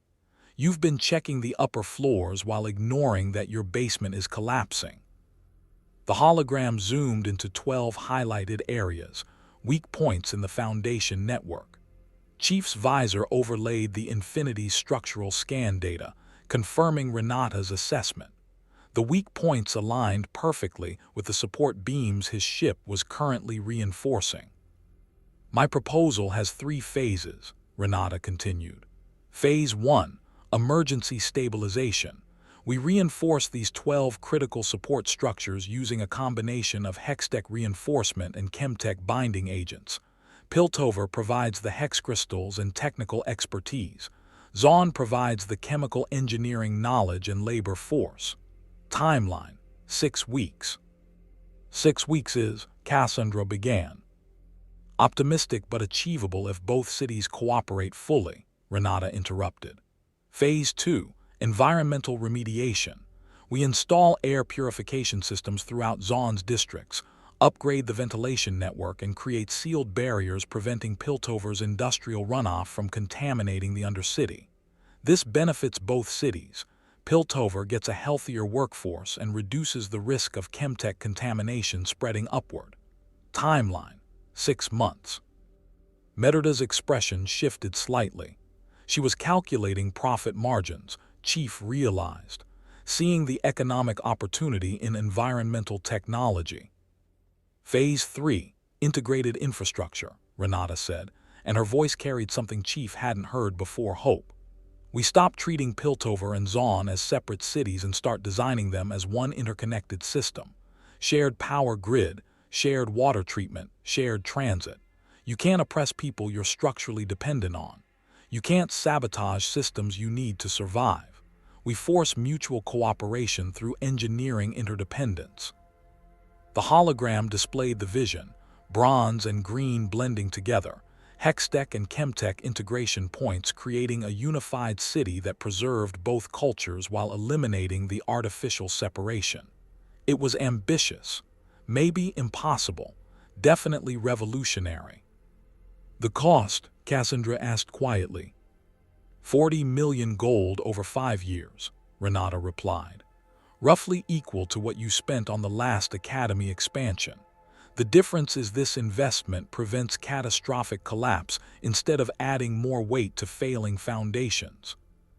40 million gold, Salo repeated, his face pale. That's a quarter of Piltover's annual budget. That's the price of not having to rebuild from rubble, Renata countered. What do you think reconstruction costs after total structural failure?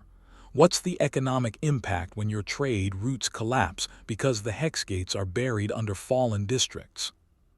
Chief watched the council members process the numbers, saw the political calculus shifting from "can we afford this" to "can we afford not to?" Cassandra was the first to reach the inevitable conclusion. 40 million gold assumes perfect cooperation from Zaun, she said carefully. What guarantee do we have that your reconstruction workforce won't sabotage the projects? That the Chem Barons won't demand protection money? That Zaun won't act like Zaun? Renata's smile was sharp. You get my guarantee. I become the council liaison to Zaun's industrial sectors. I broker the agreements with the Chem Barons, organize the labor cooperatives, ensure quality control. I know every faction in Zaun because I've lived there for 30 years while you were pretending we didn't exist.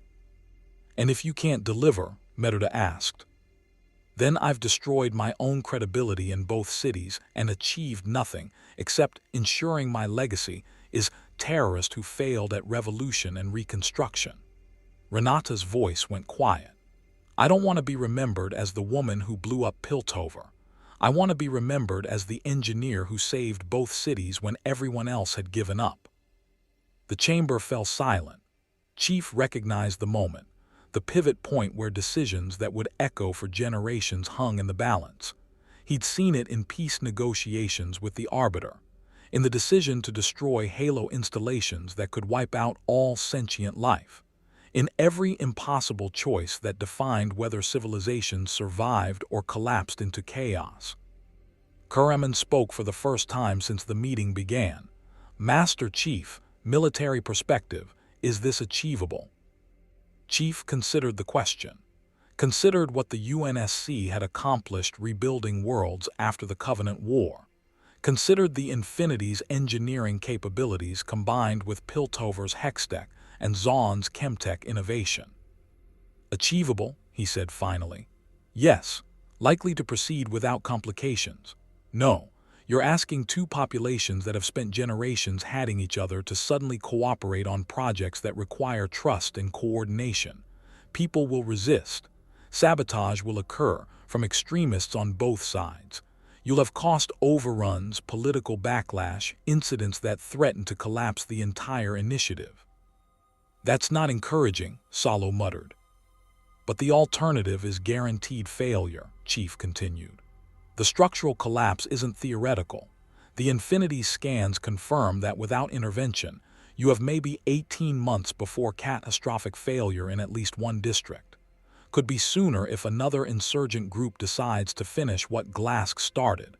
Could be a slow cascade that takes 5 years, but it's coming. The only question is whether you start fixing it now or wait until bodies are buried under rubble, and it's too late for anything except mass graves and blame. Jay stood again, his voice carrying the passion that had probably convinced the council to fund his Hextech research years ago. I vote to accept Renata Glask's proposal in full. Council seat, Reconstruction Authority, 40 million gold commitment over 5 years. We've been cowards long enough. It's time to actually be the city of progress instead of just calling ourselves that. Seconded, Merida said, surprising everyone. Though not for idealistic reasons, the economic analysis is clear. Investment in stability prevents catastrophic losses. This is good business. Cassandra looked at the other council members. Read their expressions, calculated votes. Motion to vote on Glask's proposal, all in favor. 4 hands rose, Jason Merida, Shula, whose district included border areas where Piltover and Zaun's populations mixed, and who'd seen the tensions firsthand. And finally, after a long moment, Balbach, the inventor whose Hextech patents had made him wealthy but who'd come from common Piltover origins and still remembered what poverty looked like. All opposed. 3 hands, Cassandra herself, unwilling to surrender political principle. Salo, who saw only the budget impact, and Haskell, whose merchant empire depended on cheap Zaun labor and who probably recognized that environmental improvements meant higher wages.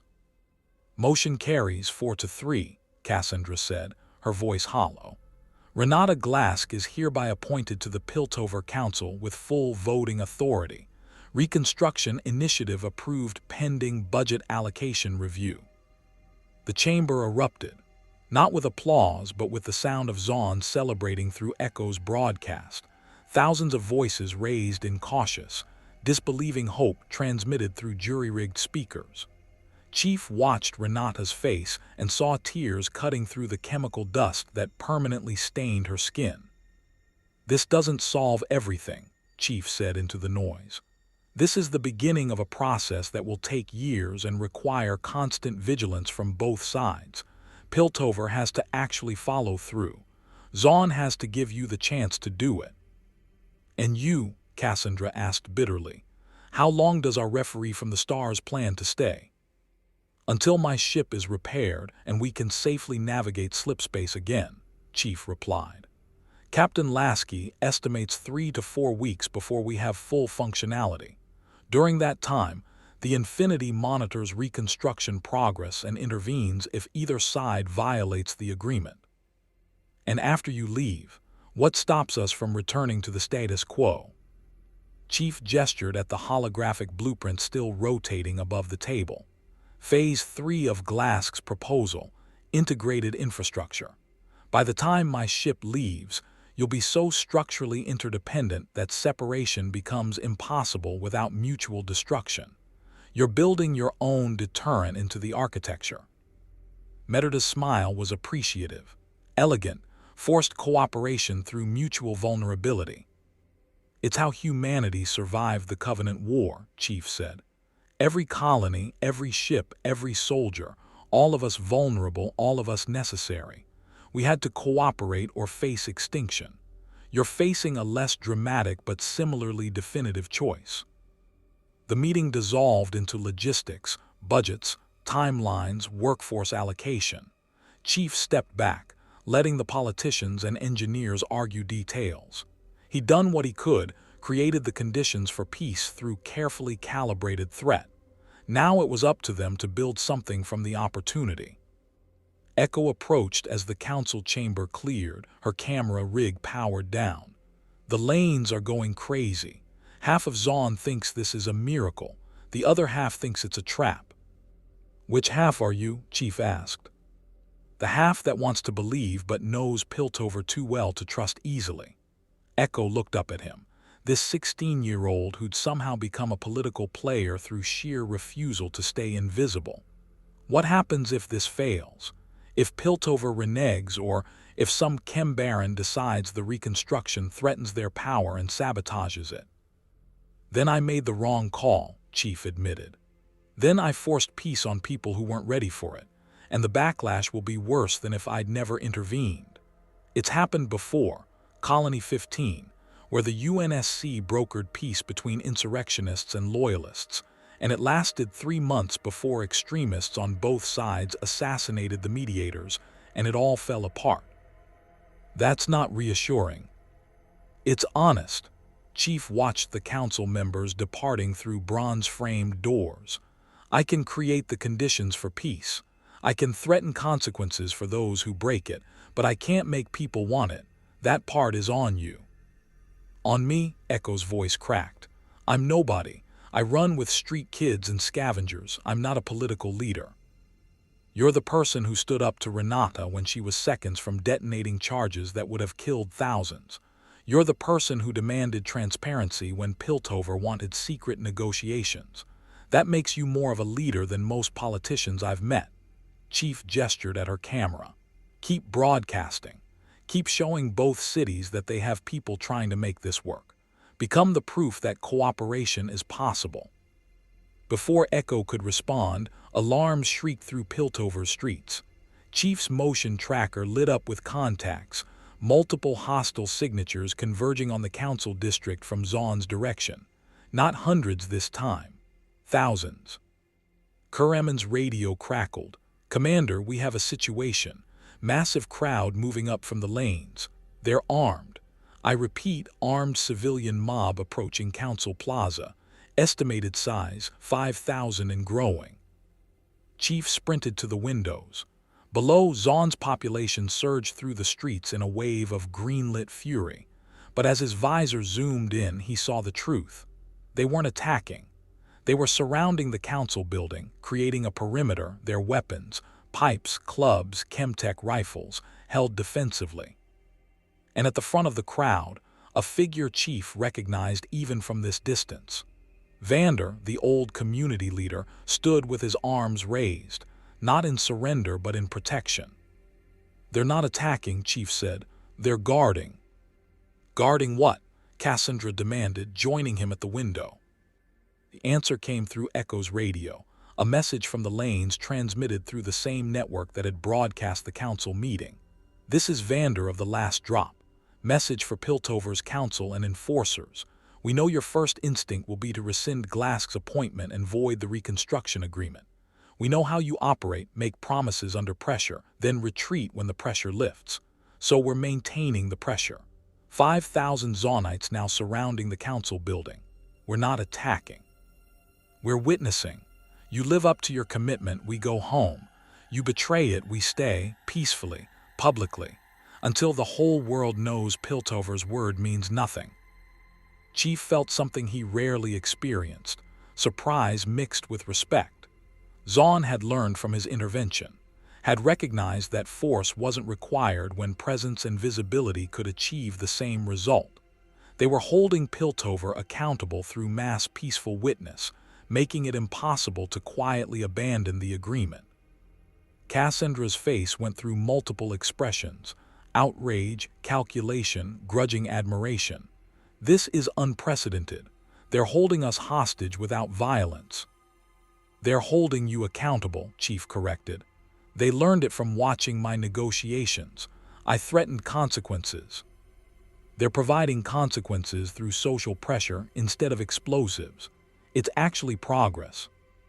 It's a siege. It's a peaceful demonstration of political will." Jace moved to another window, watching the crowd. "And it's brilliant. If we send enforcers to disperse them, we're the aggressors. If we negotiate, we legitimate their demands. Our only option is to actually honor the agreement we just made. Kurem joined them, her military assessment overriding political considerations. That crowd is armed but disciplined. No one's looting. No one's attacking. They're just there. If we engage, it turns into a bloodbath. If we don't, they control the narrative. Then we don't engage, Chief said.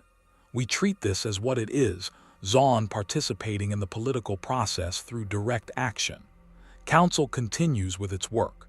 Crowd stays until they see actual progress on reconstruction. Everyone gets what they claim to want, peaceful resolution backed by mutual accountability. Merida laughed, sharp and genuine. You've taught them to use our own principles against us. Piltover claims to be civilized, progressive, committed to peaceful governance. Now Zaun is forcing us to live up to those claims through peaceful resistance we can't morally oppose. Exactly, Chief said. Now you get to discover if your principles survive when they're applied equally to everyone, instead of just being rhetorical tools to justify the status quo. Over the next hours, an uneasy equilibrium established itself. The Zaun crowd maintained their peaceful siege. Piltover's council, trapped between political outrage and practical necessity, began actual logistics planning for reconstruction. Enforcer patrols watched the demonstration with weapons holstered, under strict orders from Kurem not to engage unless directly threatened. And MasterChief moved between both sides, a 7-foot armored mediator ensuring that peace held through presence, and the implicit reminder that the Infinity still hung overhead, with weapons that made everyone's political maneuvering irrelevant if violence erupted. As night fell and Piltover's Hextech lights illuminated the peaceful siege, Jace approached Chief on the council building steps. "I've been coordinating with your Captain Lasky," the inventor said. "The technical collaboration is extraordinary. Your ship's artificial intelligence systems are helping us map the entire Foundation network. In 3 days, we've learned more about our own city's structure than decades of independent research revealed." "Shared knowledge reveals more than secrets," Chief replied. "There's something else." Jace's voice dropped. "Our sensors, the Hextech detectors we use to monitor crystal resonance, they're picking up unusual readings from deeper in Zaun, far below the fissures in levels that were supposedly sealed off after the floods. Something is active down there, something that predates both our cities." Chief's tactical instincts activated immediately. "Define active." "Energy signatures that match no known Hextech or Chemtech patterns. Rhythmic pulses suggesting intelligence or at least systematic operation. And they intensified approximately 6 hours ago, right around the time the council vote concluded." "You think something is responding to political changes in the cities above?"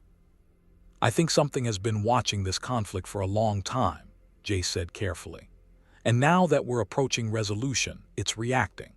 Master Chief, there might be a reason Piltover and Zaun have remained divided despite numerous attempts at reconciliation. A reason that has nothing to do with economics or politics, and everything to do with keeping both cities too focused on each other to notice what's beneath them." Chief looked down at the peaceful demonstration, at Renata working through budget spreadsheets with council clerks, at Echo broadcasting hope to the undercity, at everything they'd built toward peace in 72 impossible hours. And then he looked past the cities, into the darkness below, where something old and patient had apparently been waiting for exactly this moment. "Captain Lasky," Chief activated his comm, "I need a full sensor sweep of Piltover and Zaun sublevels. Deep penetration scan all frequencies." "Already running it, Chief," Lasky replied. "And you're not going to like what we're finding. There's a structure down there, ancient, not Piltover construction, not Zaun. Something that predates both cities by centuries, and Chief, it's waking up." Master Chief had stopped a civil war, forced peace through intimidation and hope, created conditions for reconstruction that might actually succeed. He'd done everything right. And in doing so, he'd apparently triggered something far worse than the conflict he'd resolved. The Infinity's deep scan hologram materialized in what had been Piltover Academy's main lecture hall, now converted into a joint command center that would have seemed impossible 3 days ago. UNSC Marines worked alongside Piltover enforcers, their equipment incompatible, but their purpose aligned. Jace's Hextech specialists huddled with the Infinity's sensor technicians, translating between magical resonance and electromagnetic spectrum analysis. And around the central display, an improbable coalition gathered. MasterChief, Counselor Cassandra, Renata Glask, Commander Kuraman, Vander representing Zaun's peaceful demonstration, and Echo broadcasting everything to both cities with a transparency that made traditional politicians visibly uncomfortable.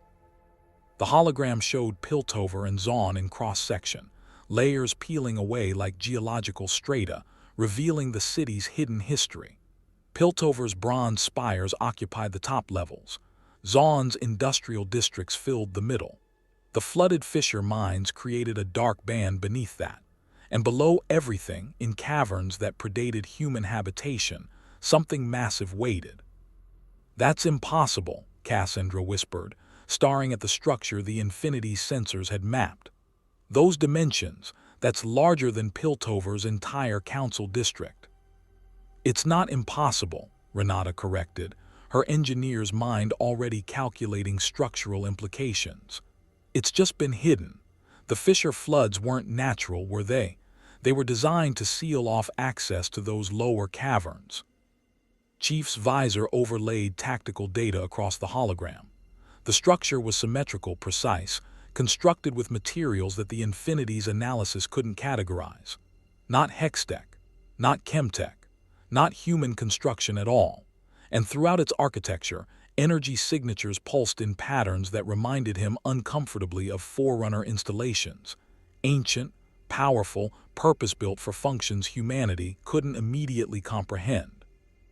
"Captain Lasky, what's our analysis on the energy output?" Chief asked. Lasky's voice carried through the command center's speakers. "It's increasing exponentially, Chief. 6 hours ago, we detected baseline resonance. 3 hours ago, it doubled.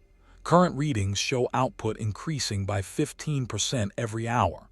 At this rate, whatever's down there will reach critical activation in approximately 18 hours. "Critical activation meaning what?"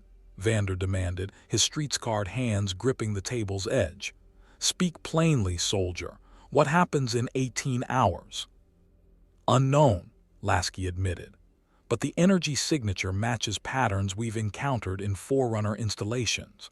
Those structures were designed by an ancient civilization with technology that makes human innovation look primitive. They built weapons that could sterilize planets, archives that stored entire species' genetic codes, and portals that bent space-time. Whatever's beneath your cities, it was built by someone with similar capabilities." "You're saying aliens built something under Piltover?" Kuraman's skepticism was visceral. "That's consistent with what we've observed across multiple worlds," Chief interrupted. "The Forerunners seeded technology across the galaxy before their extinction. Most of it is dormant, waiting for specific activation conditions. The question is what triggered this one." Jace had been silent, his expression troubled. Now he spoke, his voice carrying the weight of unwelcome realization. "The Hextech crystals. When we started using them for power generation, for the hex gates, for everything Piltover's built its progress on, we've been drawing from a specific energy frequency. What if those crystals aren't natural? What if they're fragments of something larger?" Renata stood abruptly, her face pale beneath the chemical stains. "The old mining records, the ones from before the fissure floods, I've read them. They documented miners finding crystal deposits that grew larger the deeper they excavated. They called it the mother crystal before the flood sealed the mines.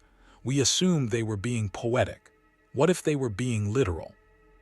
Chief accessed the Infinity's geological scan, focusing on the crystal formations throughout Piltover and Zaun.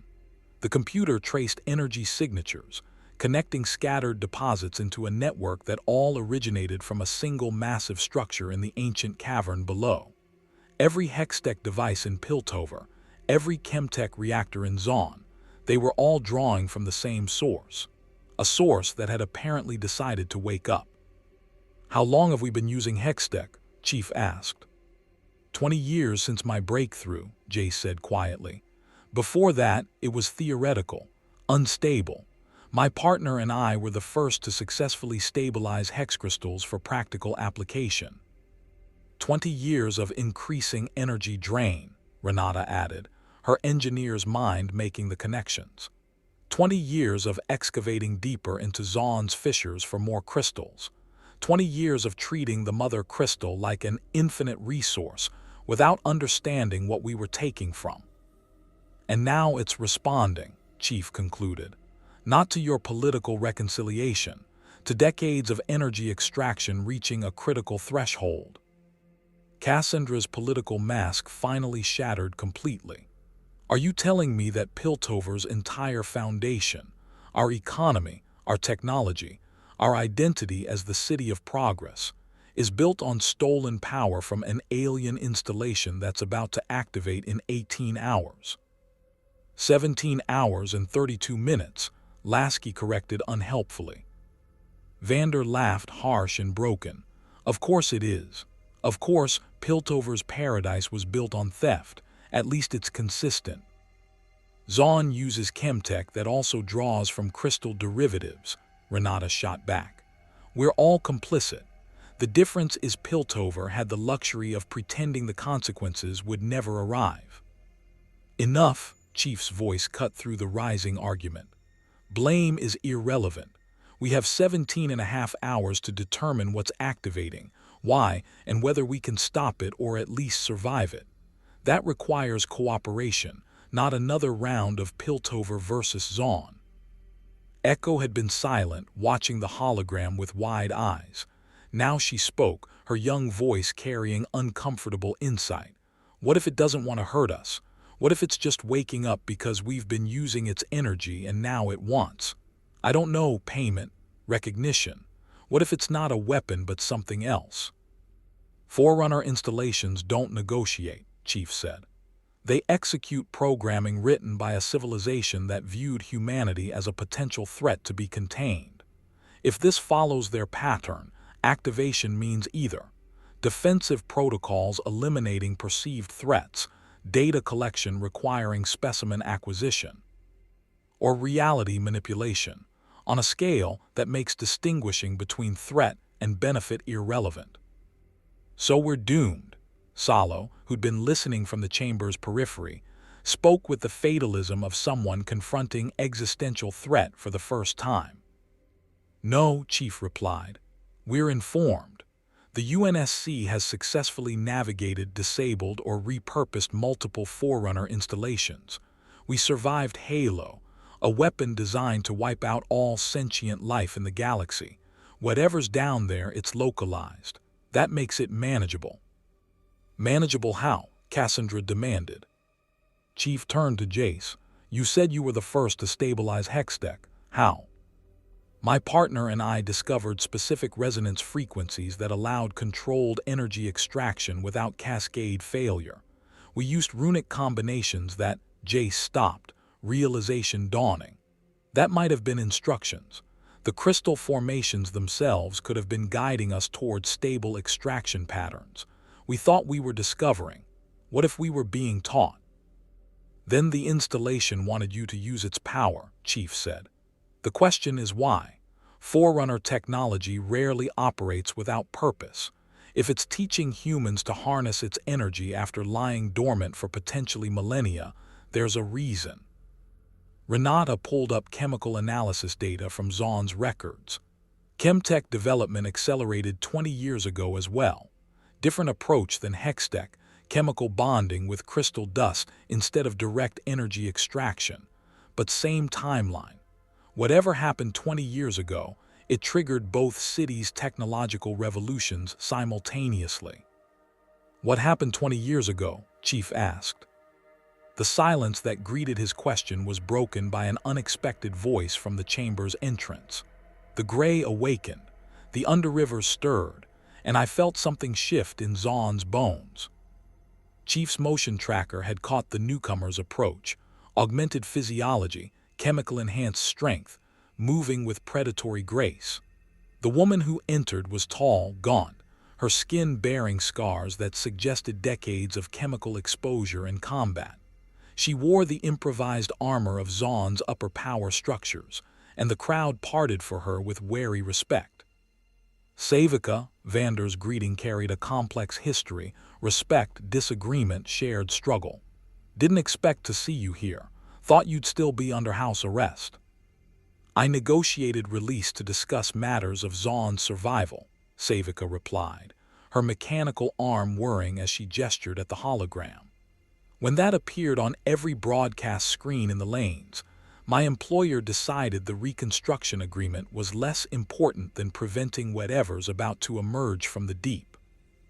Your employer, Kureman's hand moved toward her absent sidearm, old habits dying hard.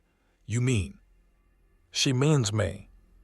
The second newcomer moved like smoke given form, appearing in the chamber's entrance without triggering Chief's motion tracker, a feat that immediately elevated the threat assessment.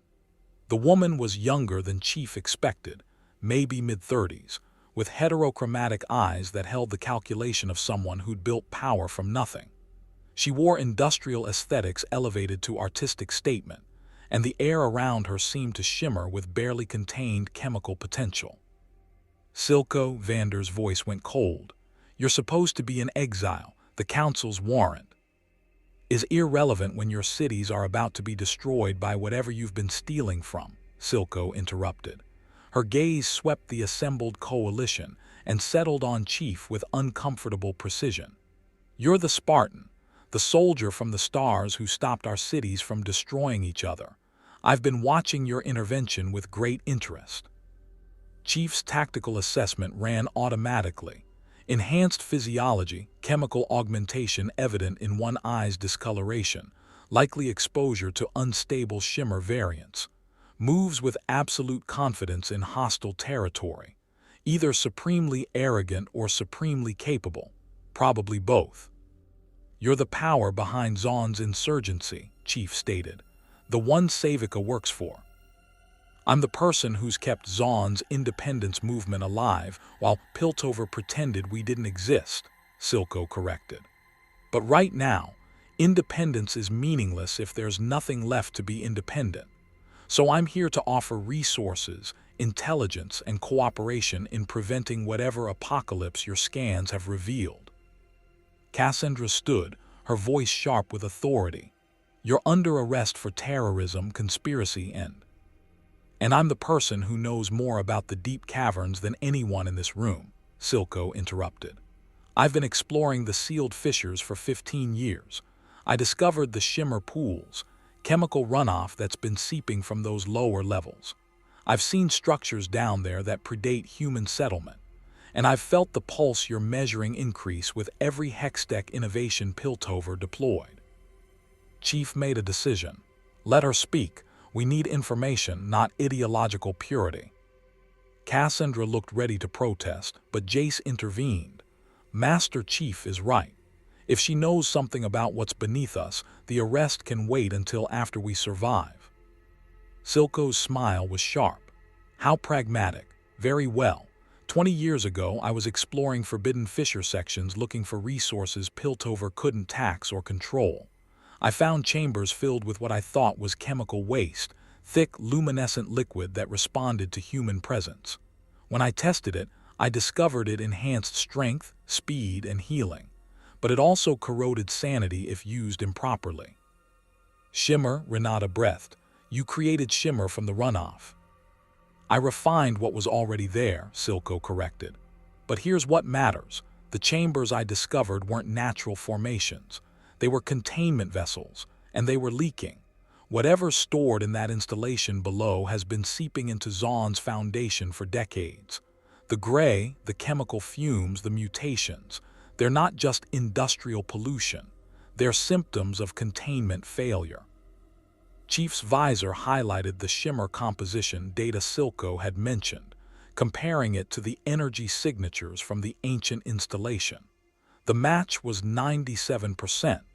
Whatever was waking up below had been contaminating both cities long before anyone realized. "You've been exposing Zaun's population to alien runoff for 15 years, Kureman said, her voice deadly quiet. "How many people have died from shimmer addiction? How many have been mutated?"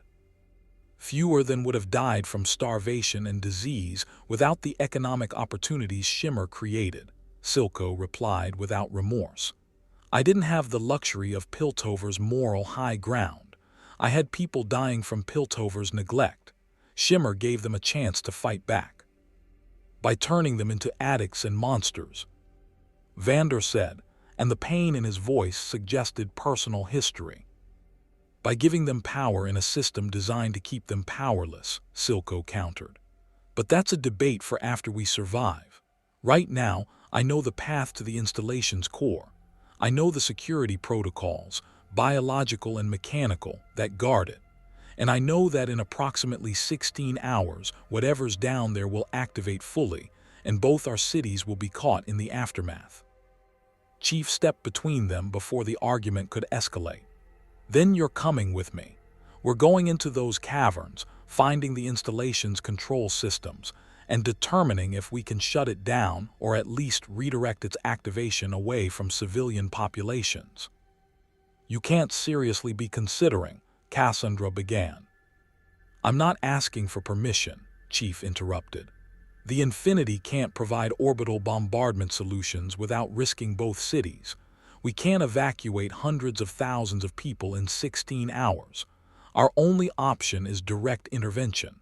I go into the installation, I assess the threat, and I determine the best course of action." "You'll need a team," Silco said. "The deep caverns are chemically hostile, structurally unstable, and inhabited by things that have evolved in complete darkness, feeding on shimmer runoff. One soldier, even an enhanced one, won't survive alone." "I've survived worse." "But you don't know the terrain." "I do." Silco gestured to Savica. "My people have been mapping the sealed fissures for years. We can guide you to the installation's entrance and through the security layers." Chief evaluated the offer. Tactically, having local guides made sense. Personally, he didn't trust Silco any more than he'd trust a Covenant prophet offering cooperation. But battlefield alliances were built on mutual survival, not trust. "Fine. You, Savica, and one other guide with chemical expertise." Chief turned to the Piltover delegation. "I'll also need one of your Hextech specialists. If the installation responds to crystal resonance, someone who understands the technology from Piltover's perspective will be necessary." "I'm going," Jace said immediately. "Absolutely not," Cassandra replied. "You're too valuable." "I'm the person who understands Hextech at the fundamental level," Jace insisted.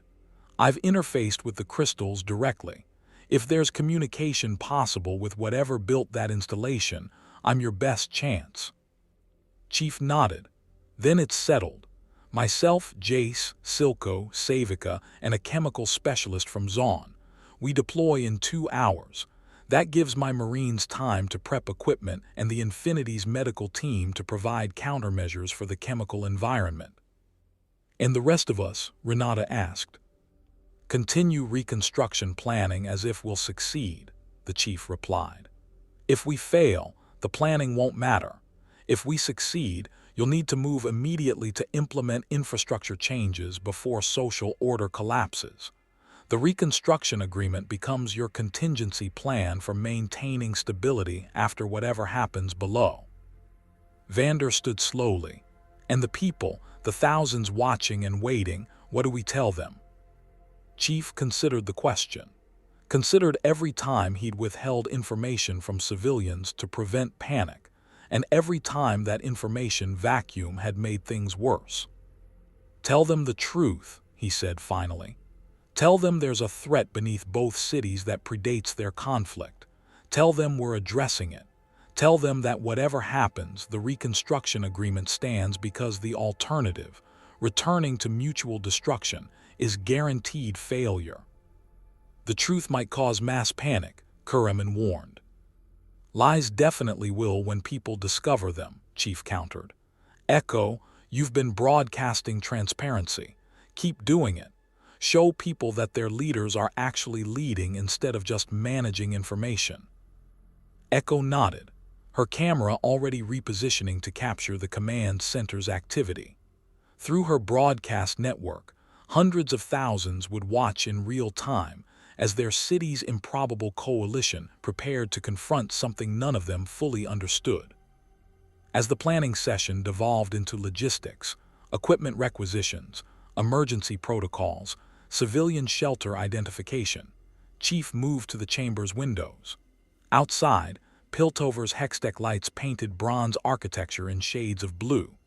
Below, Zaun's green chemical glow pulsed like a heartbeat. And deeper still, invisible but present in his visor's overlay, the ancient installation's energy signature built toward activation. Lasky's voice came through his private comm channel. Chief, I'm reading your biosigns. Elevated stress markers, you're worried. I'm always worried, Chief replied. It keeps me alive. This is different. You forced peace on Piltover and Zaun by threatening consequences. Now you're about to descend into an alien installation that might render all of that meaningless. If this activation is catastrophic, your intervention was for nothing. If the activation is catastrophic, at least Piltover and Zaun won't destroy each other first, Chief said. They'll face the threat together instead of divided. That's worth something. Is it worth your life? Because that's what you're risking. Forerunner installations are designed to eliminate threats. You'll be recognized as a reclaimer, inheritor of their enemy's genetic legacy. The security systems won't welcome you. They'll try to kill you. Chief had survived Guilty Spark's betrayal on Installation 4, had navigated Installation 5's security protocols while the flood raged, had activated the Ark and lived to tell about it. Forerunner installations had tried to kill him before. He'd made a habit of disappointing them. Then they'll try, he said. I'll survive, I always do. Chief. Captain, I need you to maintain position and continue structural support.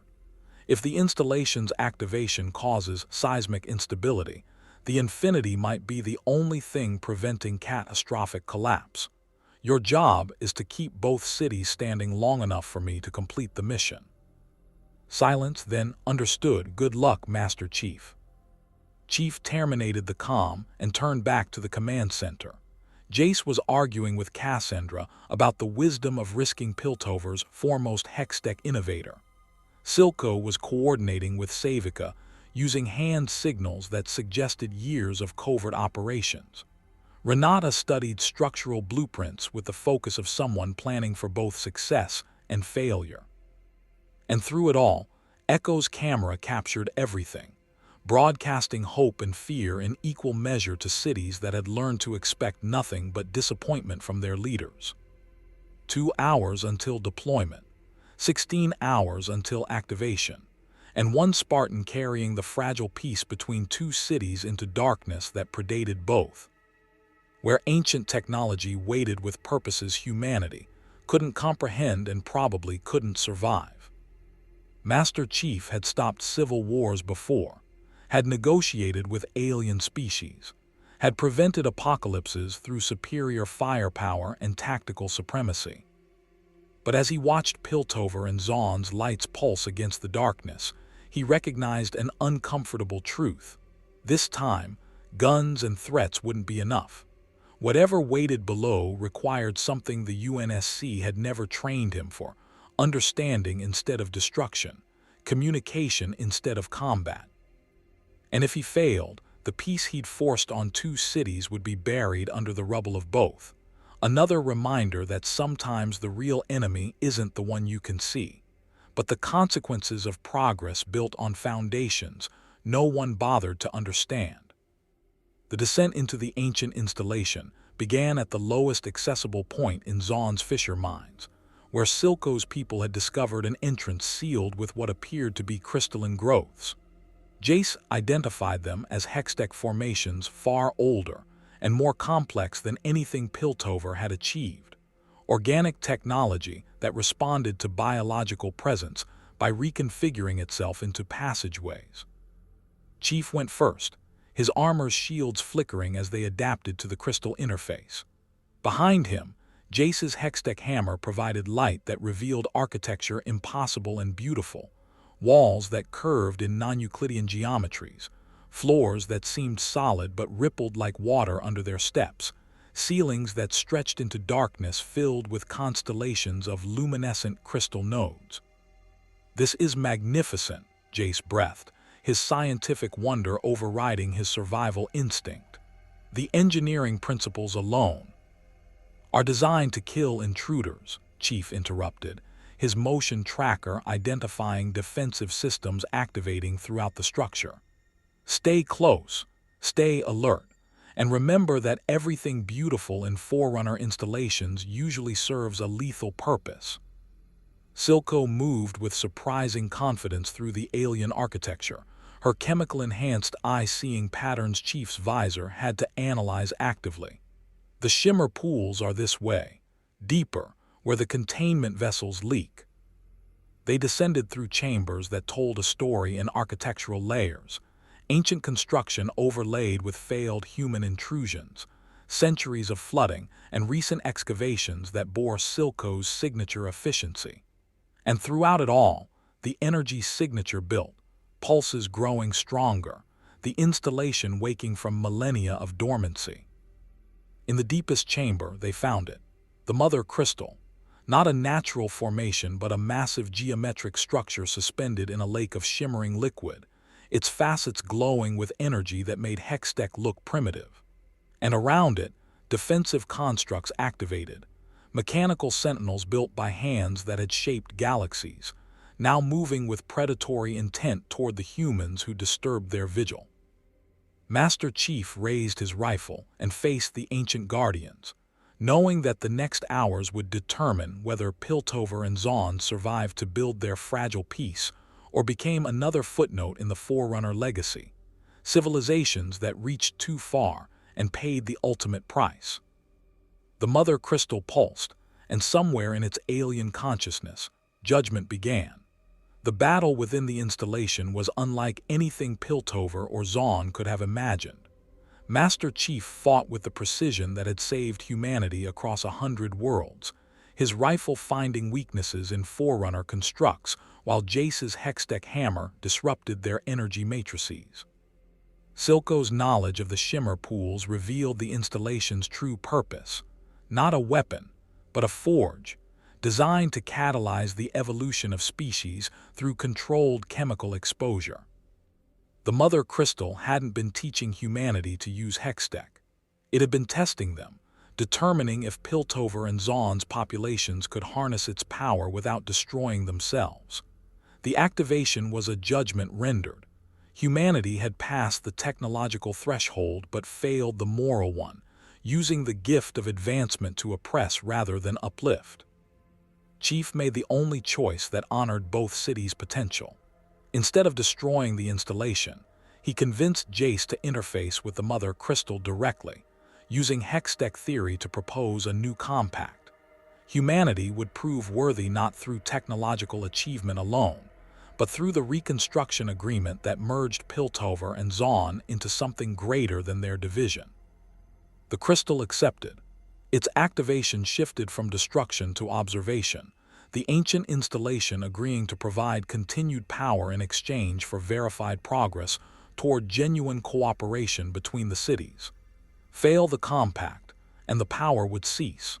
Succeed, and humanity would inherit technology that could elevate both cities beyond anything they'd imagined.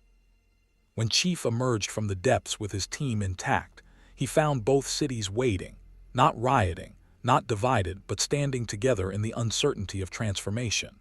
Renata's reconstruction plans moved forward with new urgency, backed by the knowledge that their survival depended on success. Vander and Silco negotiated an uneasy truce, finding common ground in Zaun's future.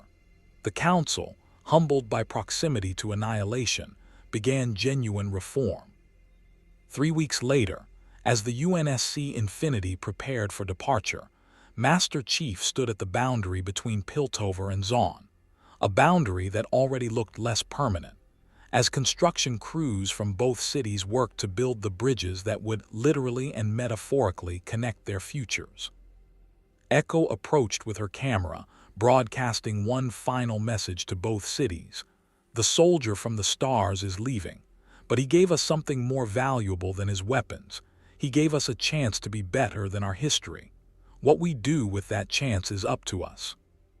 Chief looked up at the Infinity, its hull repaired by the joint effort of Hextech Innovation and UNSC Engineering.